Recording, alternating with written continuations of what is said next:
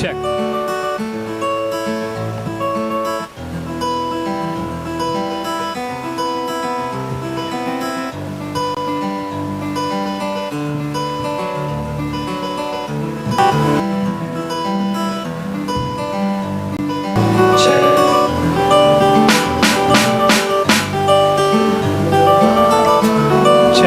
Check.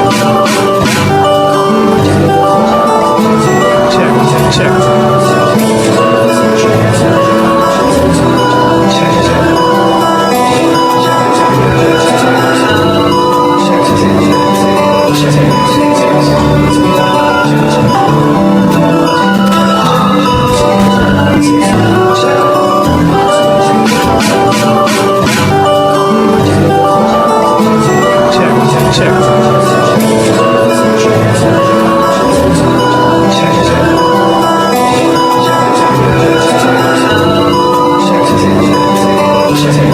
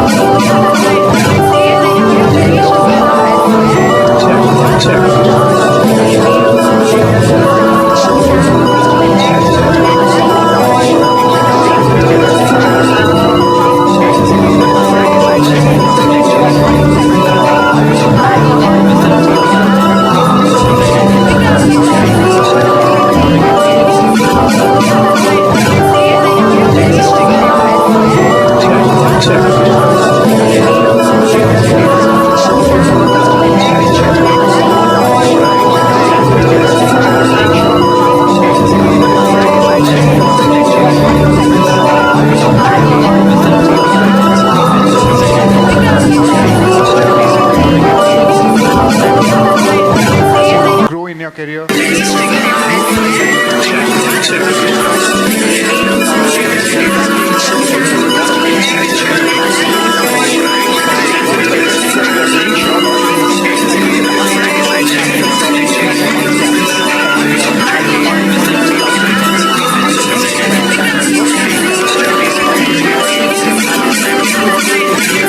Additional alumni into the Cryo alumni network, right?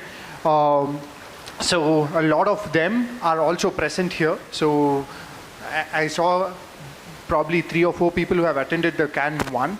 There's a lot more people who are attending now. So if you are new to CAN, and make sure you speak to all the other alumni in this network and build a relationship so that it doesn't stop here. It kind of goes out and you have a network to fall back on.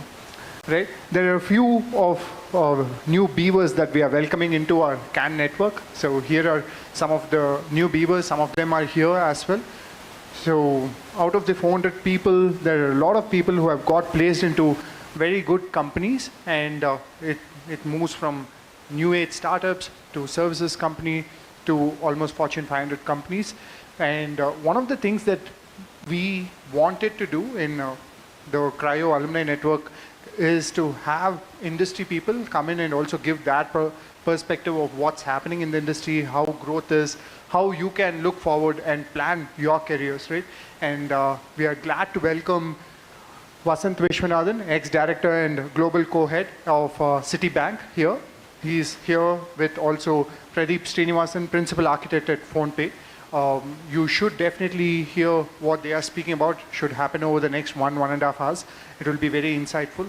There's a Q&A session also that you can ask your questions. You can ask all the questions that you're thinking about with respect to your careers. So we'll be happy to answer them. And what's next? Right. So with respect to CAN, we want to inspire, just not through us, but through all of you, right? Our Cryo Alumni Network inspires us at Cryo, and we believe that you all can inspire each other. So welcome to CAN. We look forward to having a great evening. Thank you so much.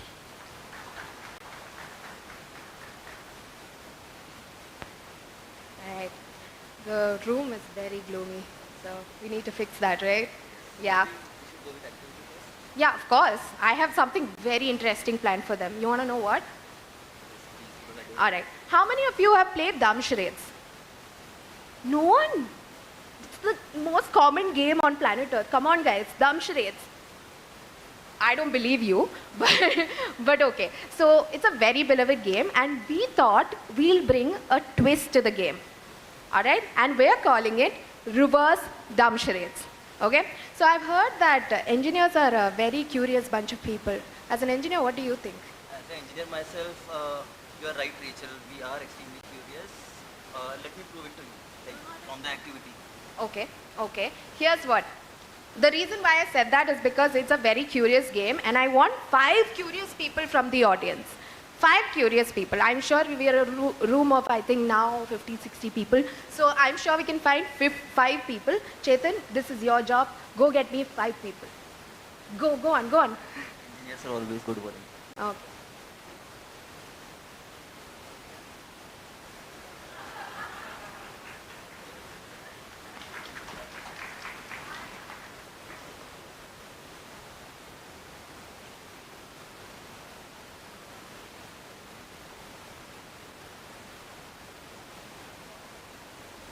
Hello.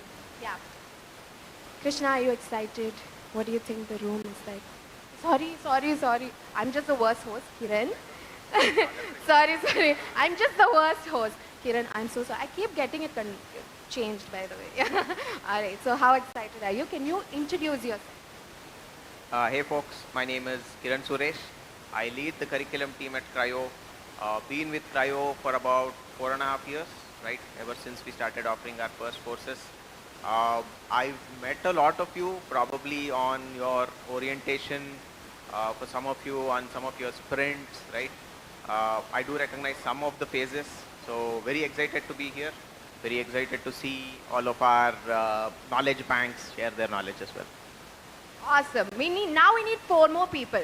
Chetan, You said engineers are very curious. I don't see anybody. Hello, hello.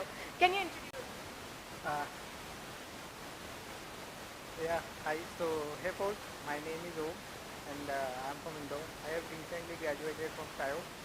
So, yeah, so Cryo is a very good platform. It helps you to skill a lot in backend development as well as in full stack, as well as they teach you more of the stuff in the PO also.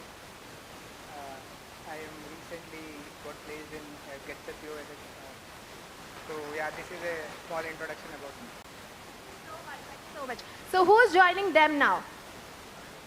Of course, Shantanu, come on in.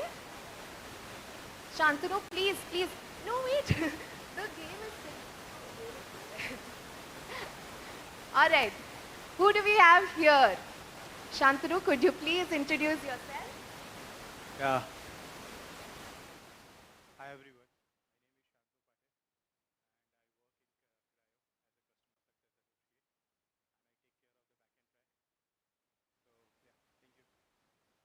We have a game for you, so you need to stay sharp. All right. Who else do we have? We need two more. Two more. Huh? We need to nominate. Anshul, it's your turn to nominate. Nominate anybody. Manish, would you like to come? Yeah, we need some participation from QA track too. Manish, come on in, come on in. Manish, please give us your quick intro. Hey guys, Manish here. I'm from basically born and brought up in Bangalore. I work in a company called ESCO, which is in Manyata Tech Park. And as far as Cryo is concerned, till now I've been experienced, it's like an experience and learning for me. So that's one of the things. All right. Okay. It doesn't seem like we have a fifth participant. For the next round, we'll have 5, but right now, let's go with 4 people. So I'm going to tell what the instructions are, okay? All right. You see this bowl of chips here? Yes, no, yes. Say yes, please. This is a very hard job. So, all right, yeah. So this bowl of chips has some verbs in it. So what are verbs? Skiing is a verb. How do you ski? You ski like this, right?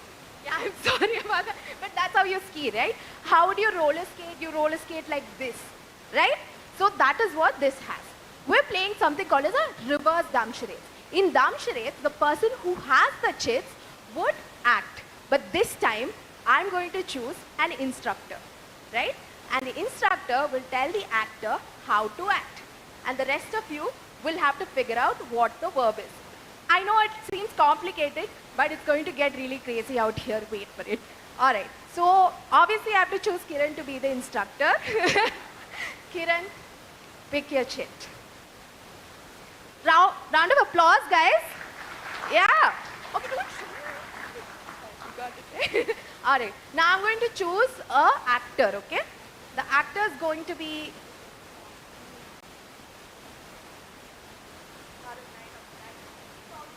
You're the... Yeah, sorry, I forgot your name. I'm such a... Manish. Yes, Manish is going to be our actor. All right, let's... You have to instruct him how to act. With words.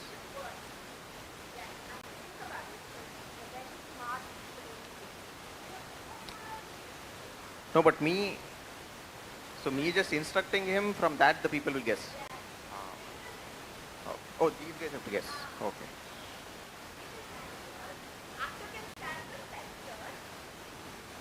Yeah, I might get this wrong, but yeah, okay. It's an activity where you need to wear protective gear. Okay. How to do this activity? But that would be giving it away, right? Yeah, but that's the point, right? No, it would be giving it away for the people who are guessing if I give those instructions. Right? Instruction. Give the instruction. Okay. Don't use the exact words. Okay. You have to get onto a small plane. A small plane which flies. It is not a passenger plane. So get onto the plane. You have to get onto the plane now. Okay. You need to be buckled in. because you won't, once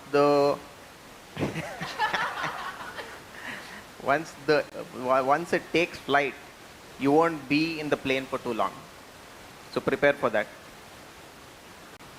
Once the flight takes off, you won't be staying in the flight for long. So prepare for that. Wear a So helmet. what do you do if you're not on the plane mid-air? What? No, but who has to guess? They have to guess. You guys have, you can guess, right? What is it? Right answer! Big round of applause to Oh, Om. Big round of applause to Om. We do have some treats for you, but apparently we don't have the treats. So I'm going to get it soon. Yeah? All right. See that you have your, see, thank you so much for participating. Big round of applause to them, please. All right. We need some more energy in the room. Now you saw how the game is played, right? Krishna did it. Sorry. Why do I keep doing that? Kiran did it so well. So we'll have 5 more people. Chetan, I don't see the curious folks. Please go get me these engineers who are curious. Now we'll not go and ask them. We'll not. We are curious but smart as well. Okay, smart guy. All right, let's go. Who's guessing? Who's picking? Chetan. Let's go. All right.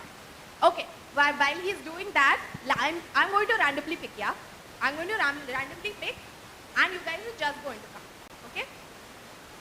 Come on, Pragya. We have to go. I know you're a very fun person. I've met you before. Big round of applause for Pragya. Yes. Come on, run with me, run. All right, let's go. Who's next? I'm just going to randomly quickly pick, and everyone's going to come, okay? Ma'am, please come. Yes. Sir, please come. Sir, let's go. I see you hiding. Let's go. Yeah, we have 4, right? We'll need mentor now. Mentors are Mentor. sitting on that table. Mentor, side. which table? Okay. Shivashankar, Kranti, Saundarya. Kranti, sir, let's go. We see you. All right. Big round of applause. Keep the energy high, guys. Yes. Okay. Let's all introduce ourselves. Let's start with Sir.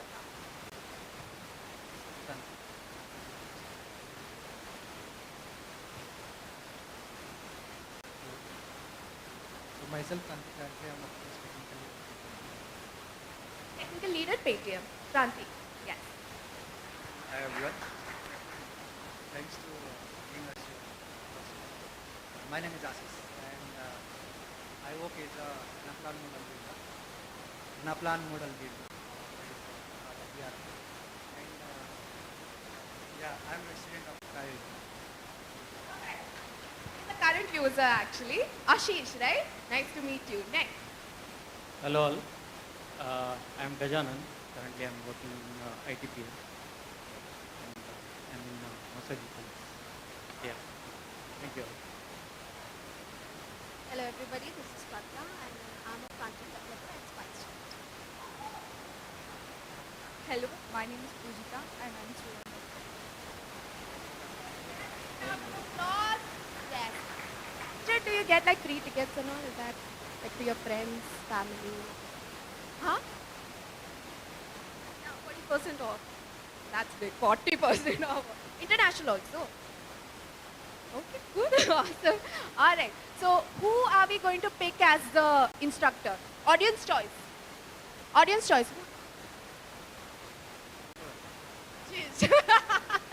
Ashish is our instructor. Who is our actor?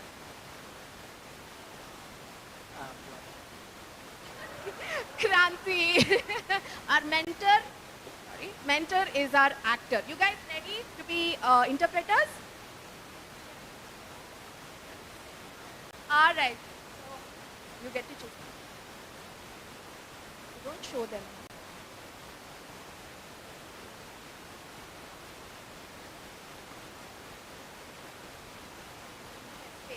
Interesting. So you have to instruct them. You can't say anything. You have to instruct them how these people act. Okay, and he'll act it out. Okay? All right, let's go.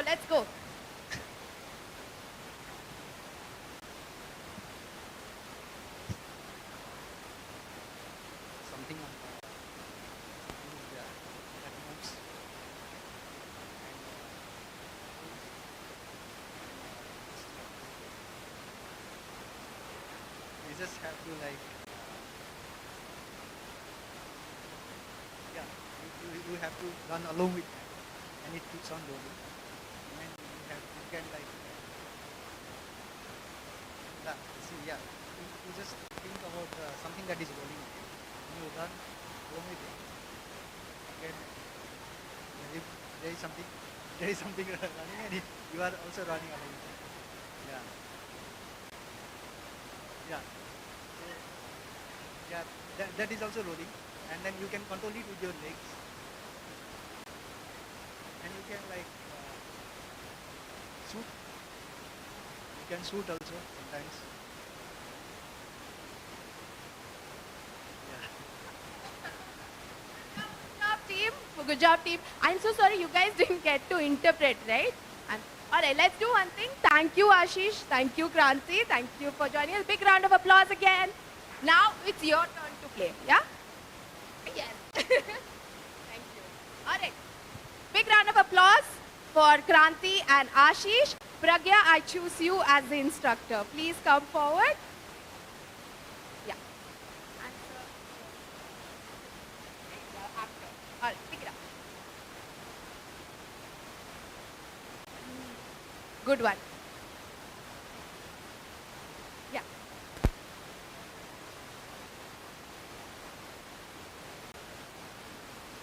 What are they doing?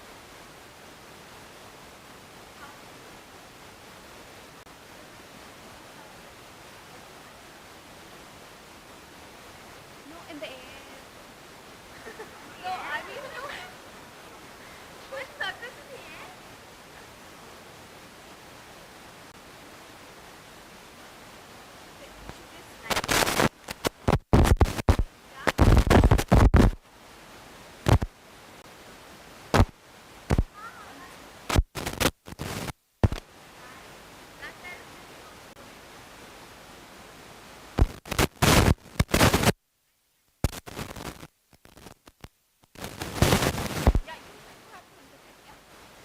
She already knows. So sorry. All right. So you have to slide with both legs. Can you slide with both legs, sir? No, but from left to right. Please slide from left to right. Now to the right. Okay. Imagine you're wearing something that makes you move forward. What do you wear that makes you move forward? Now do it with me. So what is it? Okay. Thank you very much, guys. Thank you for joining us. That was a hard game. I thought it'd be easy. It doesn't seem like that. Oh, okay.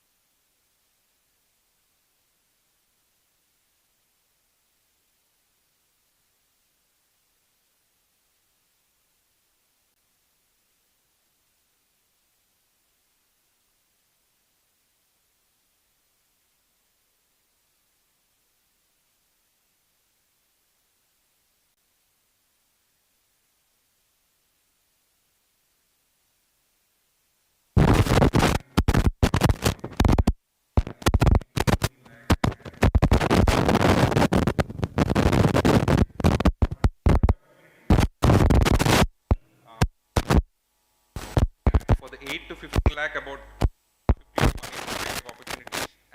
4 to 8 lakhs is about 200 plus opportunities. While there has been a slight slowdown in the market in the last 6 months, I think the market is again picking up. While the traditional services and startups are not recruiting, there are a lot of global capability centers that are recruiting, right? And the kind of salaries that some of our students have got, right? Average, can you go to the previous? So max CTC, one of our student got is 34 lakhs, and in the 8 to 15 lakhs category, max CTC is about 15, and 4 to 8 lakhs category, max CTC is about 8 lakhs. There are a lot of student stories that I'll talk to you about as we move on. So approximately about 45 to 50 students get placed every month, right? And the amount of time that they take to get placed, right? So once they join the career services pool, I think all of you know that after finishing 50-60% of the course, you join the career services pool while you're continuing to do your courses. So within 6 months of joining the career services pool, while they revise their topics and take up some more sprints, about 77% of students make the career transition. And within 9 months, about 95% of the people make career transition. Some people decide to pause their career services and actually continue to do their existing jobs as well. Average number of hiring partners. So we have approximately about 100 companies which come and conduct interviews for our students every month. So that's an awful lot. And it's our job to prepare the students to crack interviews at these 100 companies, right? And on an average, the salary hike is about 75%. This was about 82% the last time we spoke, and I think it's a reflection of the market, slight softening in the salaries in the market. That's why it's about 75%. So a lot of people are very keen on joining startups, etc. Right? So prominent startups, Flipkart, Swiggy. I want to mention Swiggy primarily because Swiggy is almost a repeat recruiter. It almost treats us like a virtual campus, and it comes to Cryo almost every 2 months. While they started off with front-end roles, now they want to recruit back-end roles, they're recruiting QA engineers, etc. So that's a great success stories, and we want to repeat that for a lot of unicorns, slightly larger startups. Next is a lot of MNCs. I think you would have seen a lot of people getting into Adobe, Accenture, Ashton by Deloitte, etc. Travelopia, which is a UK-based MNC, which is again repeatedly coming to the Cryo resource pool to recruit a lot of developers. So some of the exceptional career transitions that I want to mention, right? Maybe some of you are here. Niket, Aniket, are you guys here? Niket is there? Okay, maybe they're on the way, right? So Aniket, all of these people were actually developers. They were already developers in software companies, and they moved into become senior software developers. Aniket spent maybe only about 45 days in the career services pool. I think he did his course so well that after 45 days in the career services pool, he made a career transition with almost 60% hike, right? Next one. A lot of people come to Cryo saying that, hey, we've done computer science engineering or software engineering, but we are in support roles, we are in maintenance roles. We want to move into development, right? So Prashant, Abhijit, they've moved into development roles. Prashant actually, when he moved from his support to development role, he got actually a 150% hike. That's a great career transition that he's had, right? Now, first tech jobs. We also see a lot of people who have finished their engineering, have not been trained by their educational institutes, they have not got jobs, they come to us, they've spent a lot of time and they've moved into career jobs. Kshitij did an awesome job. I think he moved into Swiggy, right? And as all of you guys know, Swiggy has a high threshold of tech knowledge and they offer good salaries. Kshitij made into Swiggy. So some of the exceptional career transitions, right? So if you see Anmol over there, Anmol was actually a sales guy. He was actually doing business development, sales and marketing role. And while doing his sales and marketing role, he actually took up the coursework, and now he's moved into a software development role, right? I think there are some of these things that really keep us motivated, right? Helping such great career transitions. Next one, we move to QA. I've seen a couple of people coming sitting over here who are in QA pool.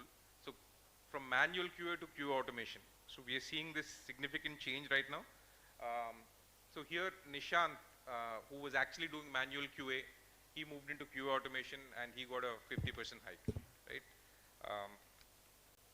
So overall, if you see in our career transitions, about 80% are in software development and 20% on QA. The reason for that is the number of students who come into career services pool is also in that ratio, right?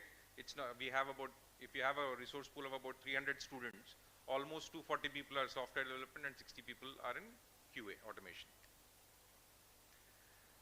Non-tech to tech, there are some people who say that they're absolutely new to coding and they actually come to us and say, even in QA, you need to learn a bit of coding for QA automation. So these are some of the people who are in non-tech roles who've made a change. And Shubham over here, he moved into Capita and he actually got into this job within 2 months of moving into career services. So the faster, the better you learn, typically during your learning phase, the first 7 to 9 sprints, I think the faster you get placed. Next. So the first tech jobs, right? Some of the first tech jobs are Faiz, right? Faiz we want to specifically mention because he was very diligent in completing all of his sprints and got into a job. He actually cleared more than one interview. I think he chose this job and that's his first tech job, right, into QA. Go on. So women in tech, right? There are a lot of people who are returning back. In fact, I was going to say my own wife. That's the wrong thing, my wife, right? So my wife also got back into software jobs after 12 years, right? I think it's a big thing. It's a big break that people have because of whatever reasons that we all are aware of. We're very happy to see some of these career transition. In fact, Komal got a whopping 230% hike, right? Now, some of the more, the reason why we say aspirational is these people, Avinash and Sridhar, were actually pursuing completely different careers, right? Avinash was actually teaching English for 5 years. He was an English teacher and he decided that he needs to move into tech to accelerate his career. So there's sometimes a lot of questions, right? We don't know tech. How will you teach us coding, etc. This is a great example. He's actually a teacher. He decided to upskill himself and he finally got into software development job. Similarly, Sridhar, who had a 7-year career gap, right? 7-year career gap because he was pursuing other passions and then he wanted to get back and then so increasingly what we're seeing is companies are becoming more and more open to actually treat candidates purely based on what they can do rather than what they've been doing in the immediate recent past, right? So that's a welcome change. It's not that all companies are there, but I think we're getting there. We're getting there to a place, let's say in developed economies, typically companies evaluate you on what you can do rather than on your educational qualifications on a previous experience. I think we're slowly getting there. Now, while all of this is happening, we want to talk about some of the stuff that we do on a regular basis. I think you all heard from Kiran. So Kiran and his team, Anshul and his team, a lot of us, right, working tirelessly day in and day out to prepare the students for interviews. Because if there are 100 companies that are coming for interviews, we want to ensure that 150, 200 people get placed, right? So what we do and what we are currently doing and what we plan to double down on, number one is for every company that comes to Cryo for interviewing candidates, we have company-specific workshops for training candidates, right? That is number one. Number two is we've realized that people themselves need to showcase their skills, and LinkedIn is a great platform, right? It requires a bit of skills to fine-tune your LinkedIn profile, to connect with the right set of people, to put the correct LinkedIn posts, to establish your own brand on LinkedIn, right? So we're introducing 3 bites so that, of course, all the students will recognize what bites are, will know about what bites are. Even before you reach career services, to finish those bites so that you can establish your own brand on LinkedIn so that getting a job becomes much more easier. The third one is soft skills training, right? This continues to be a bottleneck for some of our users, right? So they have the technical skills, they have a great project portfolio, but sometimes HR screening becomes the first round of screening. So what are we doing? We're actually implementing even soft skills module training. I mean, I'm sure when you bought some of our courses, etc., we didn't mention that we'll teach you even soft skills, but we've included that also as a module. And last thing, maybe all the three things put together, AI-based interview preparation. I think very soon, about in 4 to 8 weeks of time, you will actually see that we are going to leverage AI so that you can have unlimited preparation assessments, so that before every services pool, you can have a set amount of interviews powered by AI that will give you feedback so that you can prepare on your own as well. In the next, given that this is the new recruitment season, what we're going to have is we've reached out to large companies. So far, I think our placements are more biased towards joining startups, unicorns, etc. But we are also going to have some large companies, global multinationals, who want to conduct recruitment drives, almost treating Cryo like a virtual university, where they can pick up people, both freshers and experienced people. Some of those will be freshers drives, some of them will be lateral, and some of them will be even offline drives. So we request the users who are currently pursuing their coursework. Of course, we'll try to organize this in multiple locations, but a lot of these companies are Bangalore based, so there are going to be some offline drives as well. So I think that completes overall update about our placement. Okay, now I'm going to introduce Vasant. I think most of you must be in the 25 to 28 year age group, right? Vasant and I have known each other since we were in our early 20s. Vasant is a graduate from IIIT Hyderabad.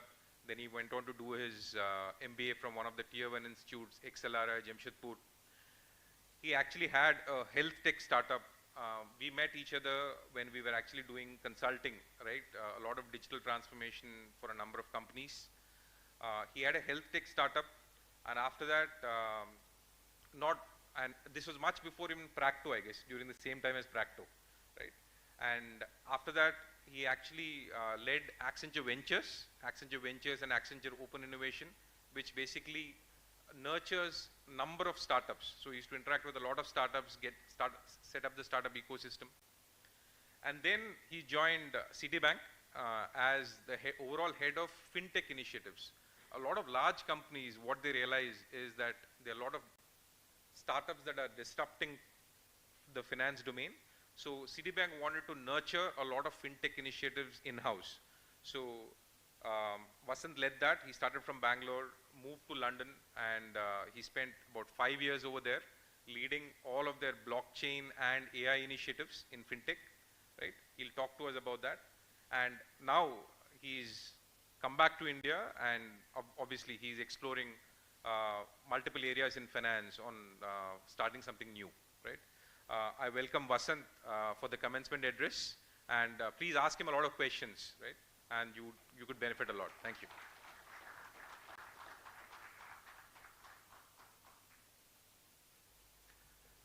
Hi, can you hear me okay? Yeah, perfect. So thanks, Krishna, for the kind introductions.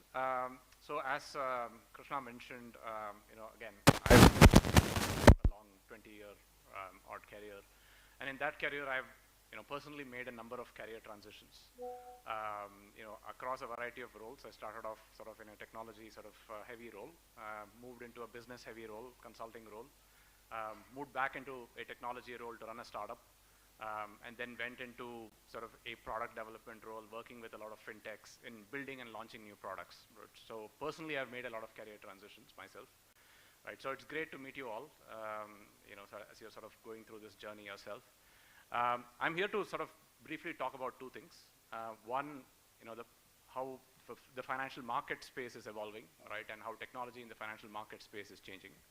And also, therefore, what is the implication on, as people are going through their own careers and sort of the roles and the skills that are being built up. Right, again, I'll keep it brief, but feel free to ask me any questions. So first, I think as you look at the financial market space, I mean, it's a large space. I mean, a majority of I guess in some sense technology graduates, both in India as well as internationally, tend to get recruited by banking and financial services firms or fintech firms, right? Just given the amount of technology that goes into the financial services space. Now, finance, all said and done, has gone through an enormous amount of transition, right? So in the last at least 100 years, since computers were more actively used, to the point where the internet came in and changed the way banking systems happened, to today where there is AI and there is blockchain and crypto that is so actively adopted in the financial services space. There's been a huge amount of transition in the financial services industry, right? So, I mean, my dad was a banker, and at that time, almost all of the bank, every part of the bank was done manually, right? I mean, you went into the bank, you saw a huge number of you had a cashier, you had a huge number of other people around in the branch, actually manually doing a lot of work. To the point where now we have, mobile apps, right? I mean, very few of us actually walk into a branch to actually conduct a transaction. If you look at actually high finance or the financial market space, there were open outcry systems, right? I mean, once upon a time, if you had to actually buy a share or sell a share, you had to send it to a broker, and the broker used to go in the well of the Bombay Stock Exchange, for example, and make a price for it, and everything was manual. Today, everything happens electronically, right? So, I mean, whether you use, say, Zerodha or one of these other platforms, I mean, it's a matter of a few seconds when you want to have money, and that is converted into a share or something, or a mutual fund that you want to buy, right? And that happens in a few minutes, literally, right? So it's a massive transition. And this transition has happened by a huge amount of technology adoption, right? And so to the point where today, I mean, in some sense, finance is more technology and less, the core finance part of it itself. And this is going to happen more and more. So one of the things that, I used to drive when, again, as we've gone through City and I've worked with a whole host of fintechs is, how do we make sure that technology is adopted more actively? And when I say technology, in the 20 years that I have I've sort of seen technology in the financial services and the allied spaces, it's not been one single thing, right? So when I sort of passed out and when we were sort of connecting with the firms that were working in the financial services space, a lot of it was C, C++, COBOL, Java was big at that point in time, right? And everybody wanted to sort of quickly get into hands-on with these spaces and build their skills. In a few years' time, things changed very rapidly, right? And today, again, there is a whole host of continuous changes in terms of computing languages as well as architectures. So, I mean, practically, if I have sort of seen the careers of people who have, been around for the last, 20 years in some sense, their careers have not been linear, right? So in the sense that people expected coming into those careers that they would all work in the same organization for 20 years, but it has often happened that most people tend to spend like 2 or 3 years in an organization before finding a new role, right? And that requires a degree of change. And that change is not just in terms of skill, but also in terms of, both in some sense attitude as well. And attitude has to do with regard to not just learning the skill, but also learning the business. And that's something I think a lot of people don't realize, right? So if you go into a certain area, I mean, people don't necessarily hire you only for the technology skill. They hire you for the broader knowledge around the business. And to the extent that you have a better understanding of the business, it's always a much stronger skill set.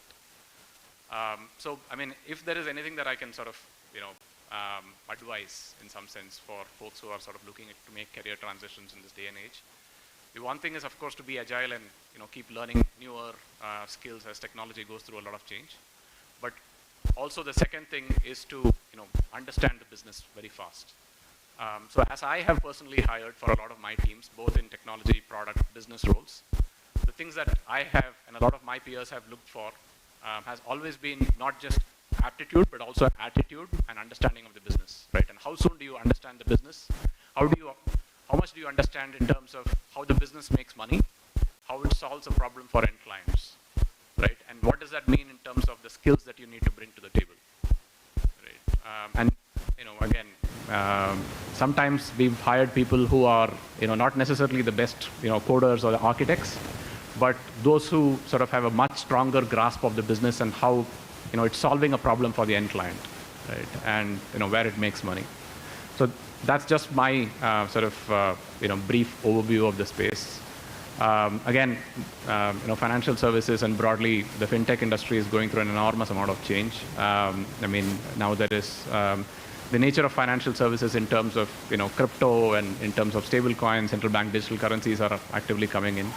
That has an implication in terms of the skills that people have to build and what we require out of them. The core building blocks are probably the same old technologies that were there in terms of coding languages, but in terms of how they are put together and how you deliver a new product or a service is very different. And to my earlier point, I think it's great to understand the technology, but it's more important also to understand how the technology is used in the business. So let me pause there and happy to take any questions.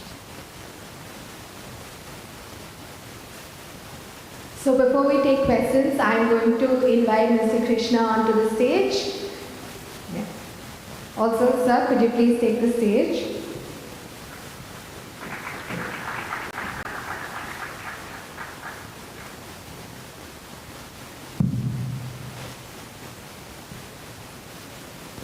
Guys, please ask questions.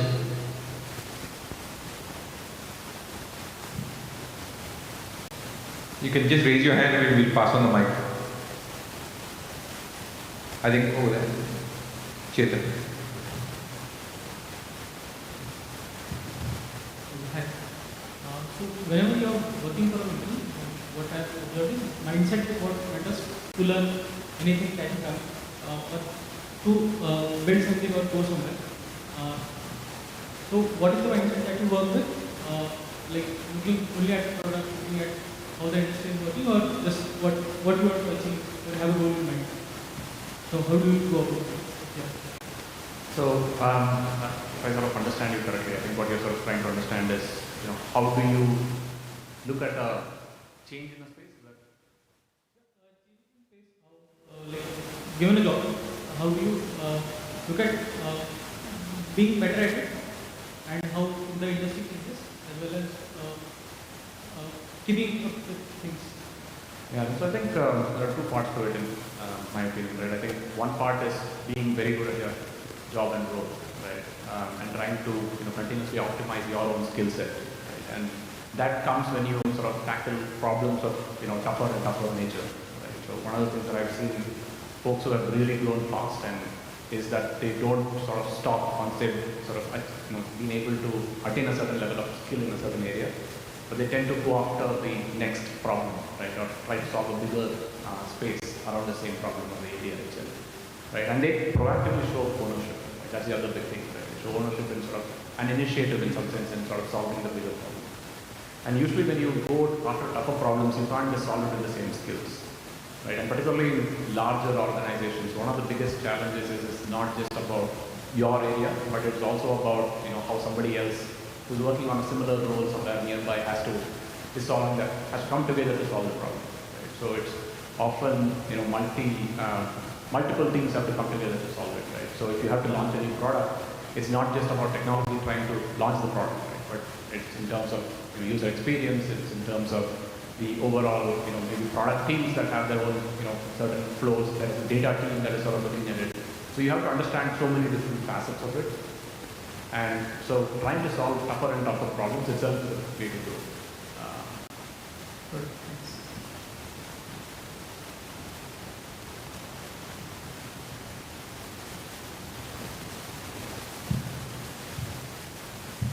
Hello.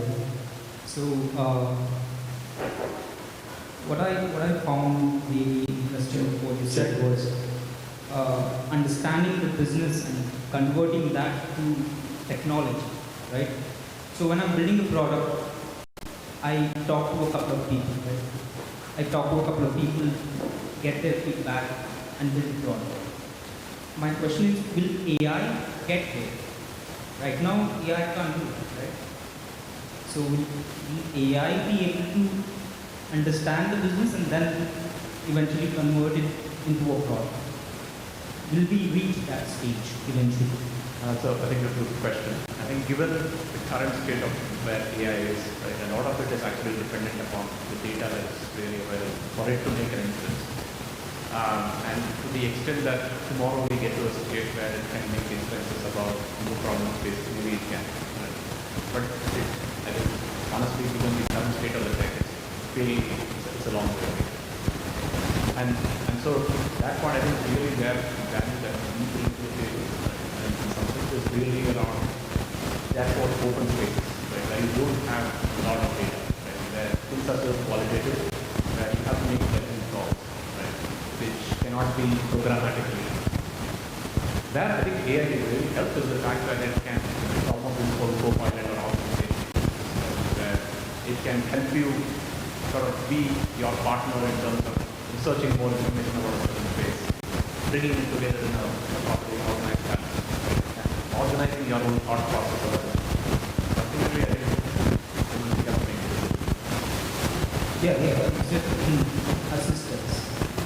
And also it will depend on us, how we right? How much control we give to the AI. Yeah, so that's a good. But I think the use of AI, that can be really used well, is when you have to go after, I mean, either it is very easy problem spaces which you are easily automating. Started off with more RPA ways where you could just automate a series of bots. But that was the first way, right? But now what you are doing is that spaces are really complex, where both of the point of saying that you have humans who are not in very long problems, and therefore AI can automate that problem. So that the co-pilot piece is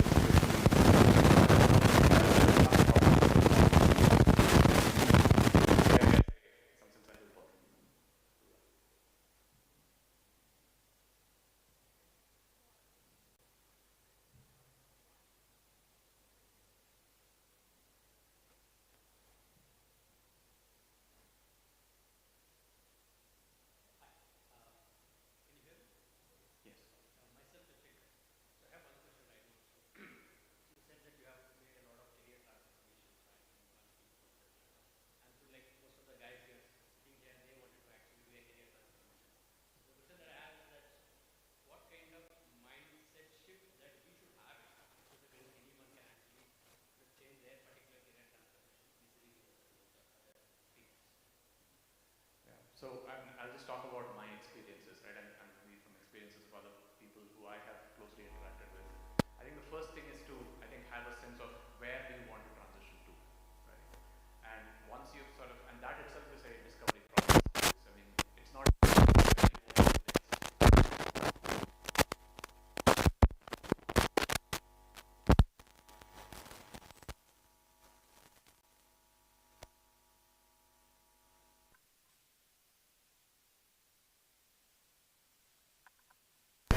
And I think in some sense, you need to then understand what the roles there are, right? And what does that mean in terms of from where I am currently to what I need to change into. And once you sort of, and one of the other things I have seen in making those career transitions is that you need to also in some sense demonstrate your capability to do that. And I mean, an easy way of doing that is to volunteer on a project, right? And do that and say that, I mean, it's a stretch assignment or it's something that I'm doing out of my own passion or interest. And that usually helps even recruiters, look at you saying you have a clear skill or you've built your own skills over time.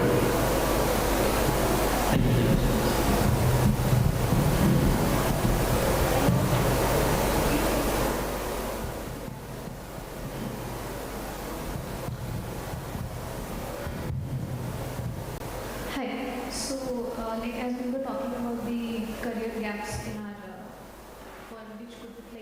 which is more often in a woman's career. So, I have a question like, how welcoming is a company when we have a career gap? Because it's very difficult to choose when we are at certain point in our life, and we often not tend to go for that career break. So, but sometimes it just happens. So I want, my question is how welcoming is a company when that happens, and what is the thought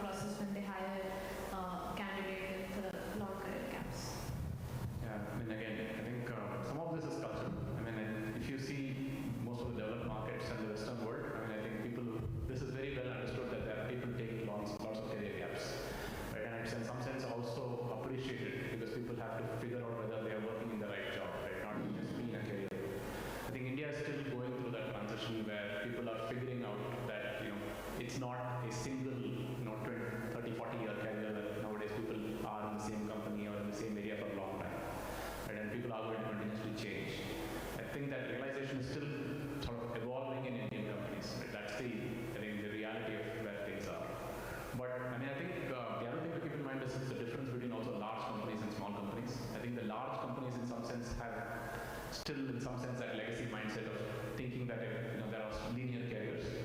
But I mean, if you look at smaller companies and the fintechs that I work with or the startups, I mean, it's very apparent that people go through career changes. Right? And every 2-3 years people move roles. I mean, it's the reality of how things are. People take breaks, for various personal reasons. And there are a whole host of companies who are now offering returnship programs. What they're talking about. So this whole, I think HR is now getting a lot more aware that companies and the fintechs that I work with or the startups. I mean, it's very apparent that people go through career changes. Right? And every 2-3 years people. I think in India in the last 2 years there is significant amount of awareness with large companies. Diversity and inclusion are important initiatives that all companies are promising to the market, right?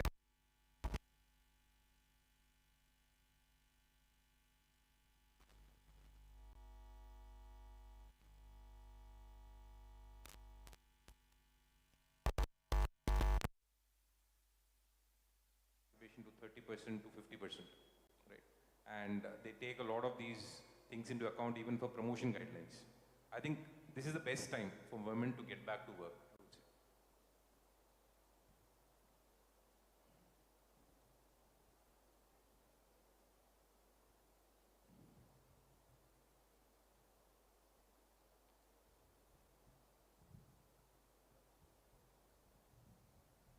Hello, sir. Apart from our technical skills, which are the areas we have to emphasize on business point of view? Could you please elaborate more? So again, I mean, I think it depends upon what area that you are sort of right now. Where are you building your skills in, right? I mean, I think it's one thing to build horizontal skills, right, where you're building a certain technology, understanding or awareness, and it can be used across industries. But I mean, I think one of the things I think over time as you get a little more senior is to sort of recognize that you have to have, like in some sense, what they call a T-shaped model, right? Where you have a bunch of horizontal things, but you have a spike in a single area that is a deep expertise, right? And if you have that sort of a, I think, an interest, I think, or a bent, then you have to make that choice in terms of what specific industry or area that you want to focus on. But the only thing that I have seen is that, I mean, I think it's important to have, in some sense, a strong business understanding close to the technology, right? Because it's not just about just purely building technology, but it's also in terms of where can the technology be used to, to build a business, right? To solve a client problem, right? To make revenues, right? And how do you, or reduce costs? So that appreciation of the business at least has to be there. Okay. Yeah. Thank you. Just adding on to that, right? A lot of people, when they join companies, even when they're working in companies, the basic information about what is the overall size of the company in terms of revenues, how do they make money, who are their customers, do they sell to retail customers or do they sell actually to businesses? Is it a B2C or a B2B business, right? Now, giving an example, let's say you're joining Walmart Technology Center. You've got to know that Walmart is a high volume, low margin business, right? And the projects that you're working on, how is it helping them serve their customers better? That basic understanding needs to be there. Yeah. And I feel that a lot of people, even our own students, when they join those companies, they lack that basic understanding. As you grow senior, if you have that basic understanding, it will help you make better connections within the company as well. Okay. Yeah. Thank you. Thank you so much.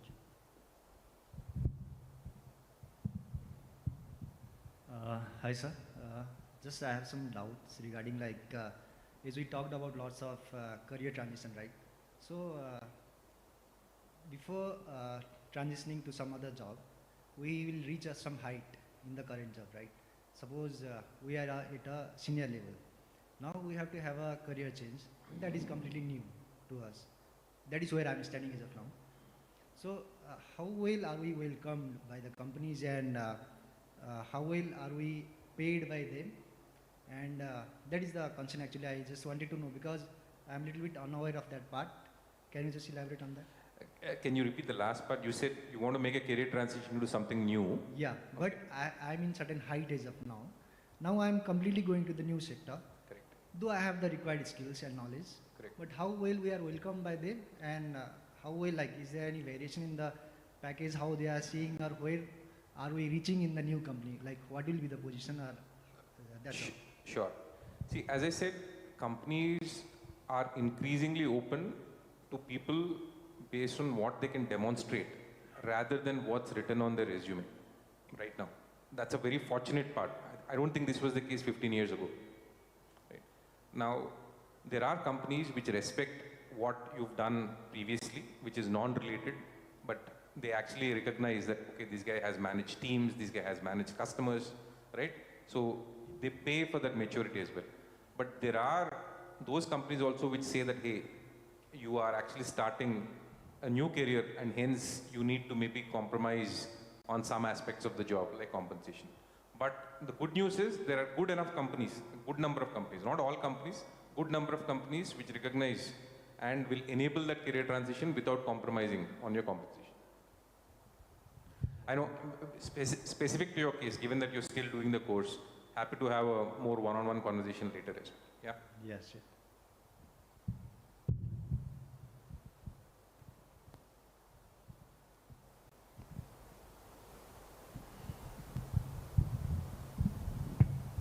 Hey, Vasant, you mentioned blockchain and crypto in your address.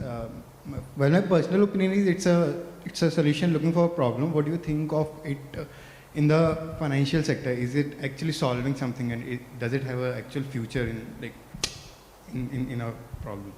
So, I mean, I think I'll make it a little, I think, generic, right? I mean, this is the case of almost every emerging tech that has come around.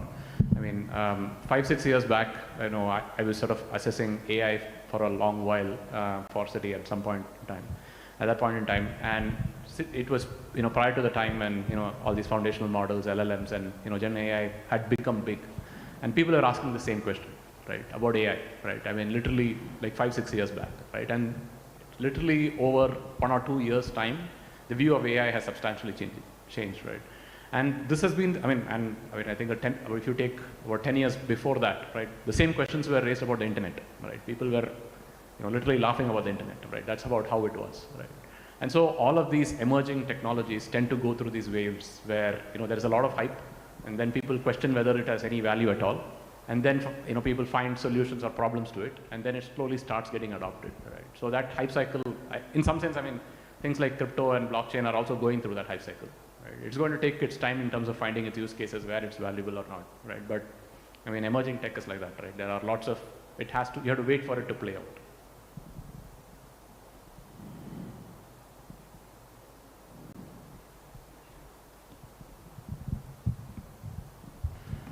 Hi sir, this is Sudhir. So maybe what's happening in the market and how do we what is the right source for us to get aligned to that? Okay, now AI is coming. Now what next? Or what is the right source? Like there is so much of stuff in the internet, but how do we get validated? Like on basis of what source we can get our aspirations validated in the, in this data world? Yeah, no. So I think. I think as you look at sort of these emerging tech and all of these different areas, right, these waves will keep coming and going.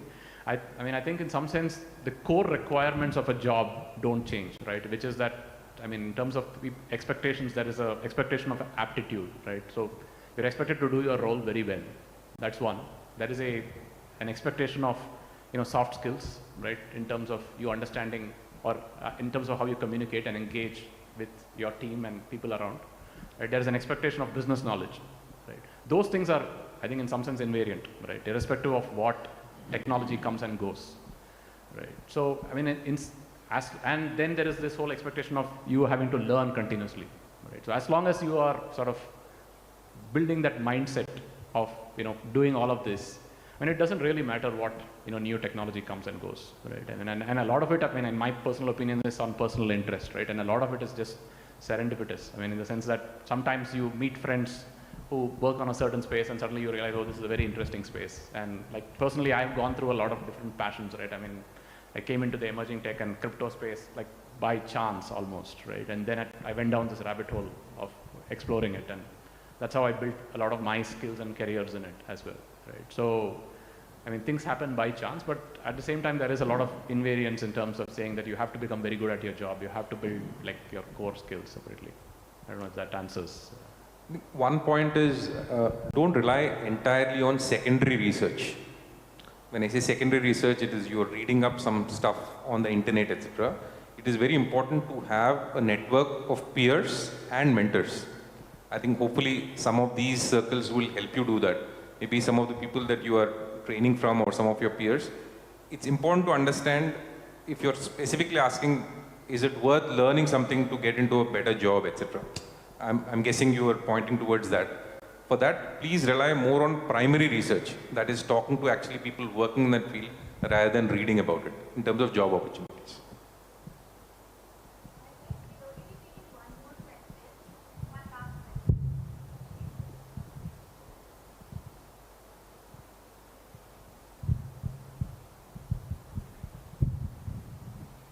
Hey, hi Vasant, Manish here. Let's assume you are interviewing a tech role guy.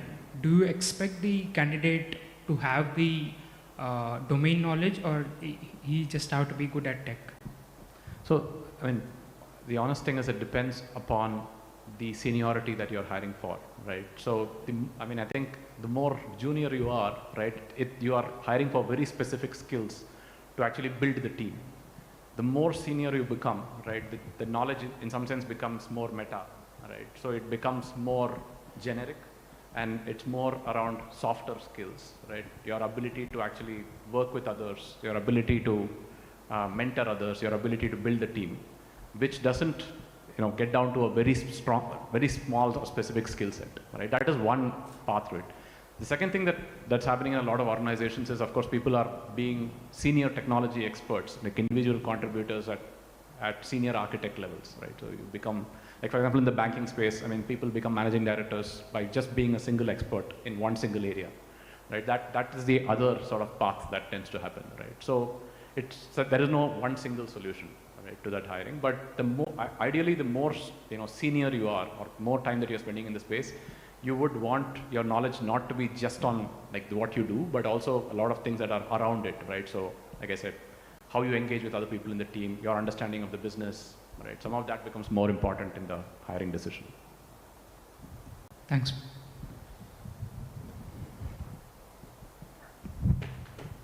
Thank you so much. Thank you so much, Vasant. Thank you, Krishna, for such an insightful. We have one more question. All right, we were not taking any more questions. I'm so sorry. Okay. I'm so sorry. Krishna will be around, so you can network with him and ask your question as well. I'm so sorry. The time does not allow us to go on with that segment. Thank you, Vasant, for such an insightful, truly inspiring conversation with our alumni here. Thank you very much for coming, and thank you, Krishna, for facilitating this conversation with us. All right. The energy in the room, I mean, it's the elephant in the room, it's a little bit low, right? Yes or no? Yes. So we need to fix this. All right? For that, I'm going to take the role of someone called Simon. Who knows Simon Says the game? Nobody? Music is playing. Good, good. Nobody knows Simon Says? All right, I'll tell you what it is. When I say, I'm not Simon, I'm Rachel. So I'm going to say Rachel says, okay? Rachel says, stand. Stand, guys. No? Come on, stand up, get off your feet, get on your feet, get on your feet. All right. Chetan, what do you say? Sit down. Sit down, okay, that was a bummer. Sit down. No. Rachel says, stand up again. Stand up. Rachel says, dance. Can we dance? Can we break a move? Yes, I see people dancing here. Listen to the music, guys. Let's go. No dancing? Okay, Rachel says, run on the spot. Let's go, run on the spot. Run on the spot. Rachel says, stop. Rachel says, sit. Rachel says, stand.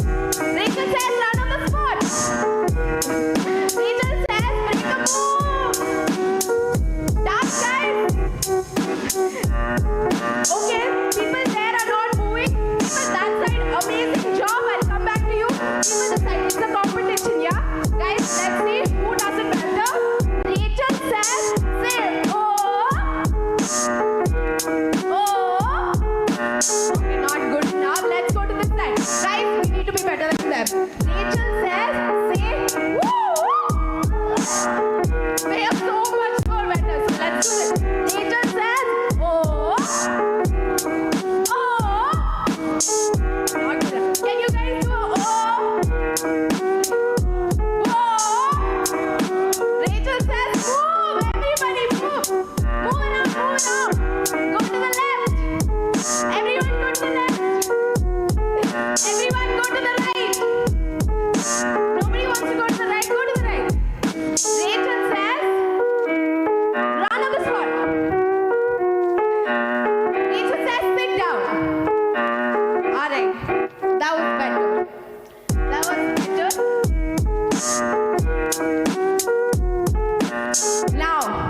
Now I saw some energy in the room.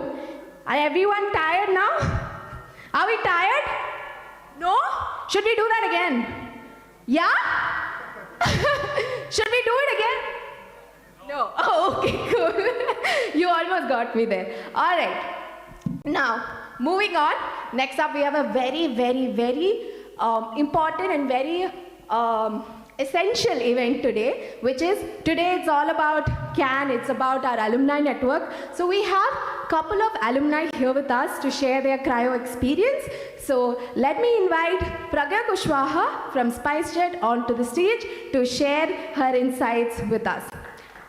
Big round of applause, guys.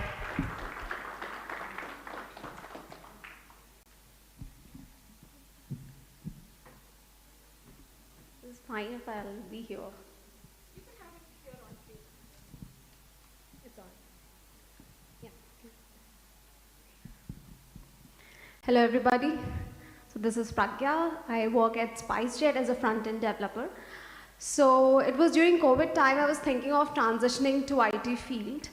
And that's how I ended up being with Cryo, joining their full stack development program. So when I started the journey, I had no idea what libraries, what frameworks are.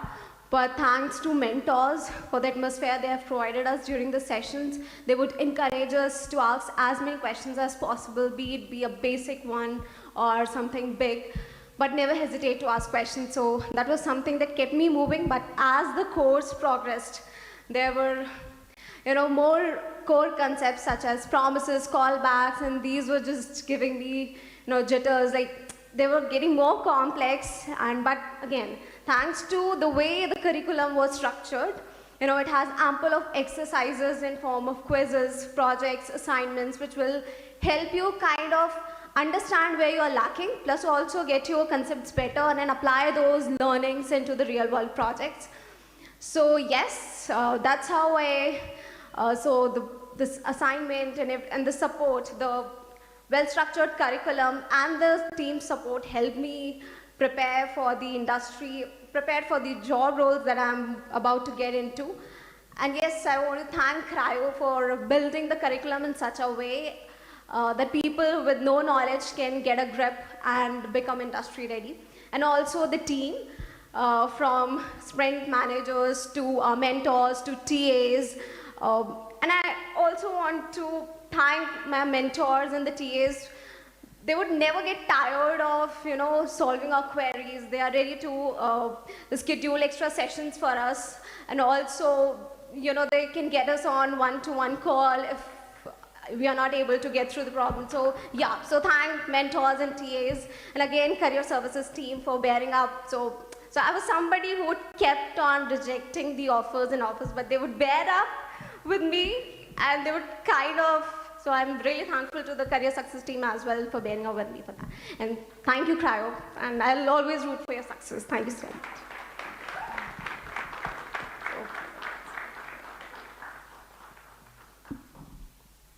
Thank you, Pragya. Thank you so much for sharing your experience. Next off, we have Lokesh Jain from Project 44. Lokesh was a grad student and also one of our teaching assistants in early stage when we just started with the support system.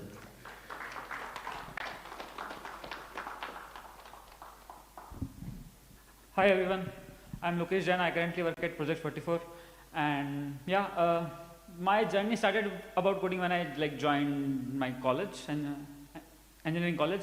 I was from till 12th I had no knowledge about programming. The first lecture in my college was about C. I was like, C? Why they are teaching me about geography over here? Like, why would water do anything to tech and all? But yeah, from there I got into programming.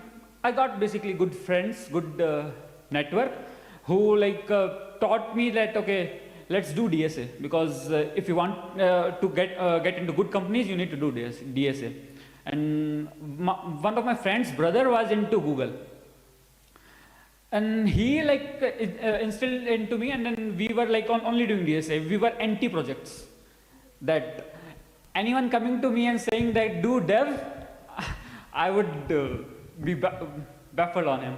That no, just do DSA and like do. So all my 3 years I did pure competitive programming.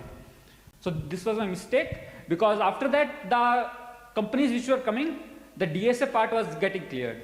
But then came the project round. What would I do in the project? Because I don't have anything to show, to do. It was like around 6-7 companies like rejected me. And then I was like talking to my senior. I was a junior. That okay, I need to get this sorted and fixed.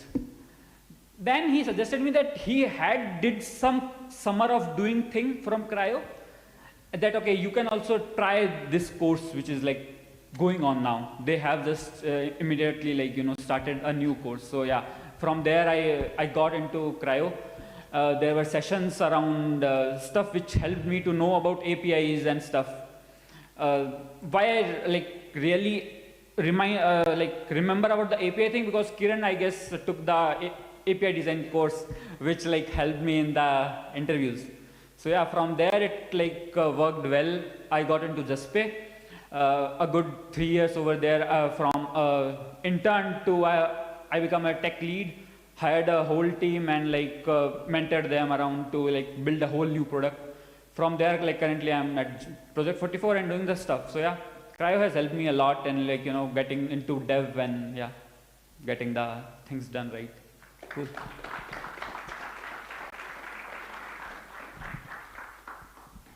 Thank you so much, Lokesh, for sharing your insights. So now we have one more round of activity, but like this activity was chosen by me, so this is smart, like very visually appealing activity. I am dividing this hall into 2 parts, okay? One on my left and one on my right. So we have 2 volunteers from Cryo team to help us with this activity. Shivam will take care on the left side, Shreya on the right. So this activity will show you some images on the slide deck. You just need to, if you know, just raise your hands and volunteer would be close to you and you can just tell them the answer and they'll help you with the chocolates as well. Okay, so are we ready for it? Yes.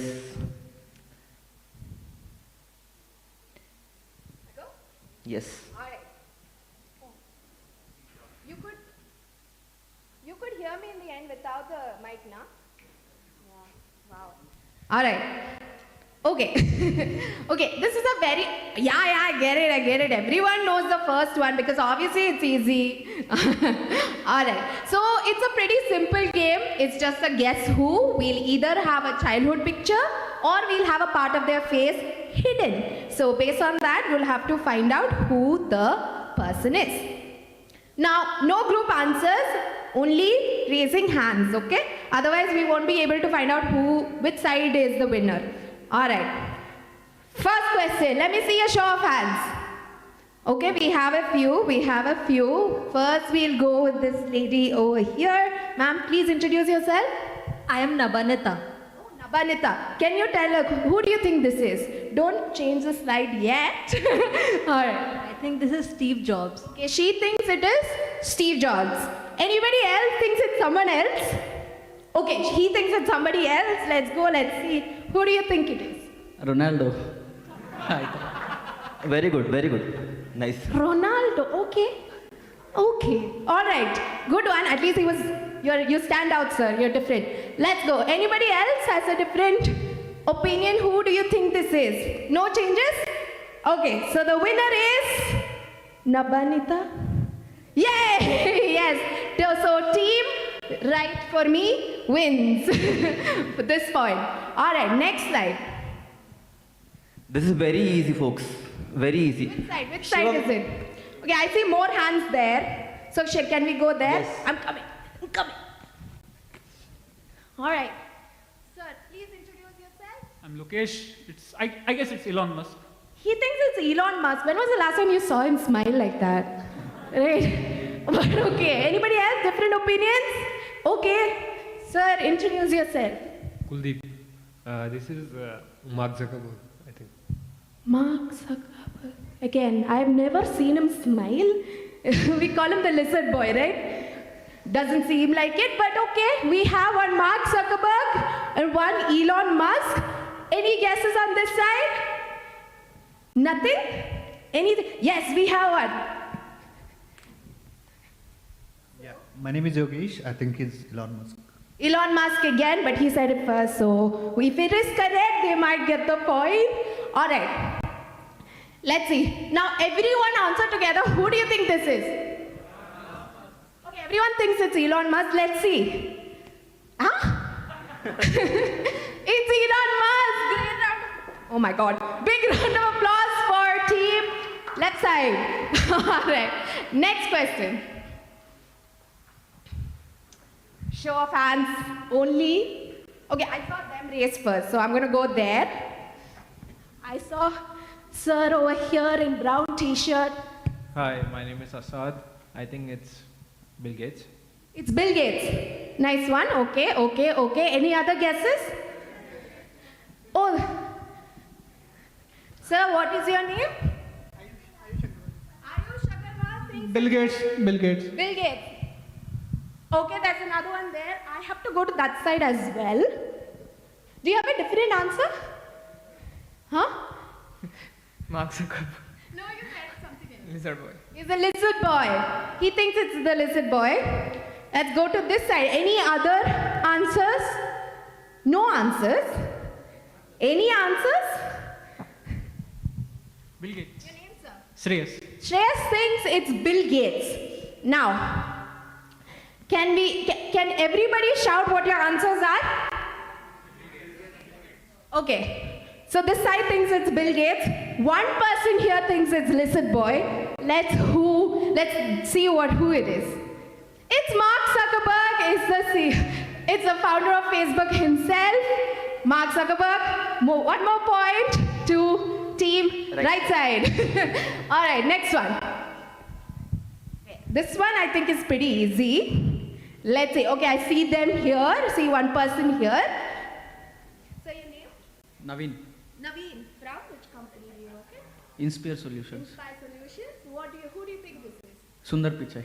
Sundar Pichai. Okay. You have a different answer? Zahir Khan.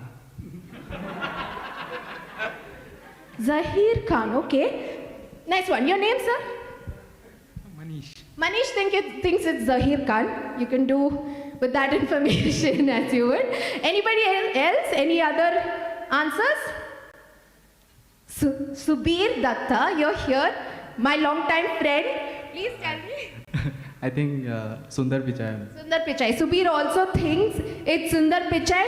Any on that side? Can I see a show of hands? Nobody?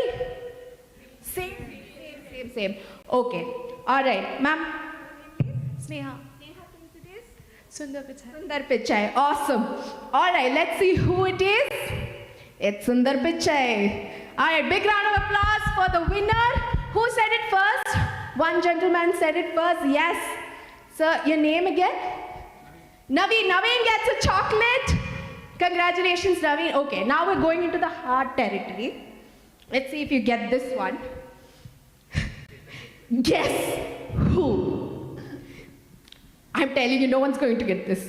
If you do, I won't give you dairy milk, I'll give you a silk. I don't have it now, but I'll give you a silk. Show of hands. Nobody? Okay, let's take random guesses. Kiran, who do you think this is? Bill Gates. Bill Gates. With an afro? That was the in thing back then, I guess. Okay. So Kiran thinks it is Bill Gates. So who do you think this is? Developers, man, he just Google searched it, Google Photos did. Okay.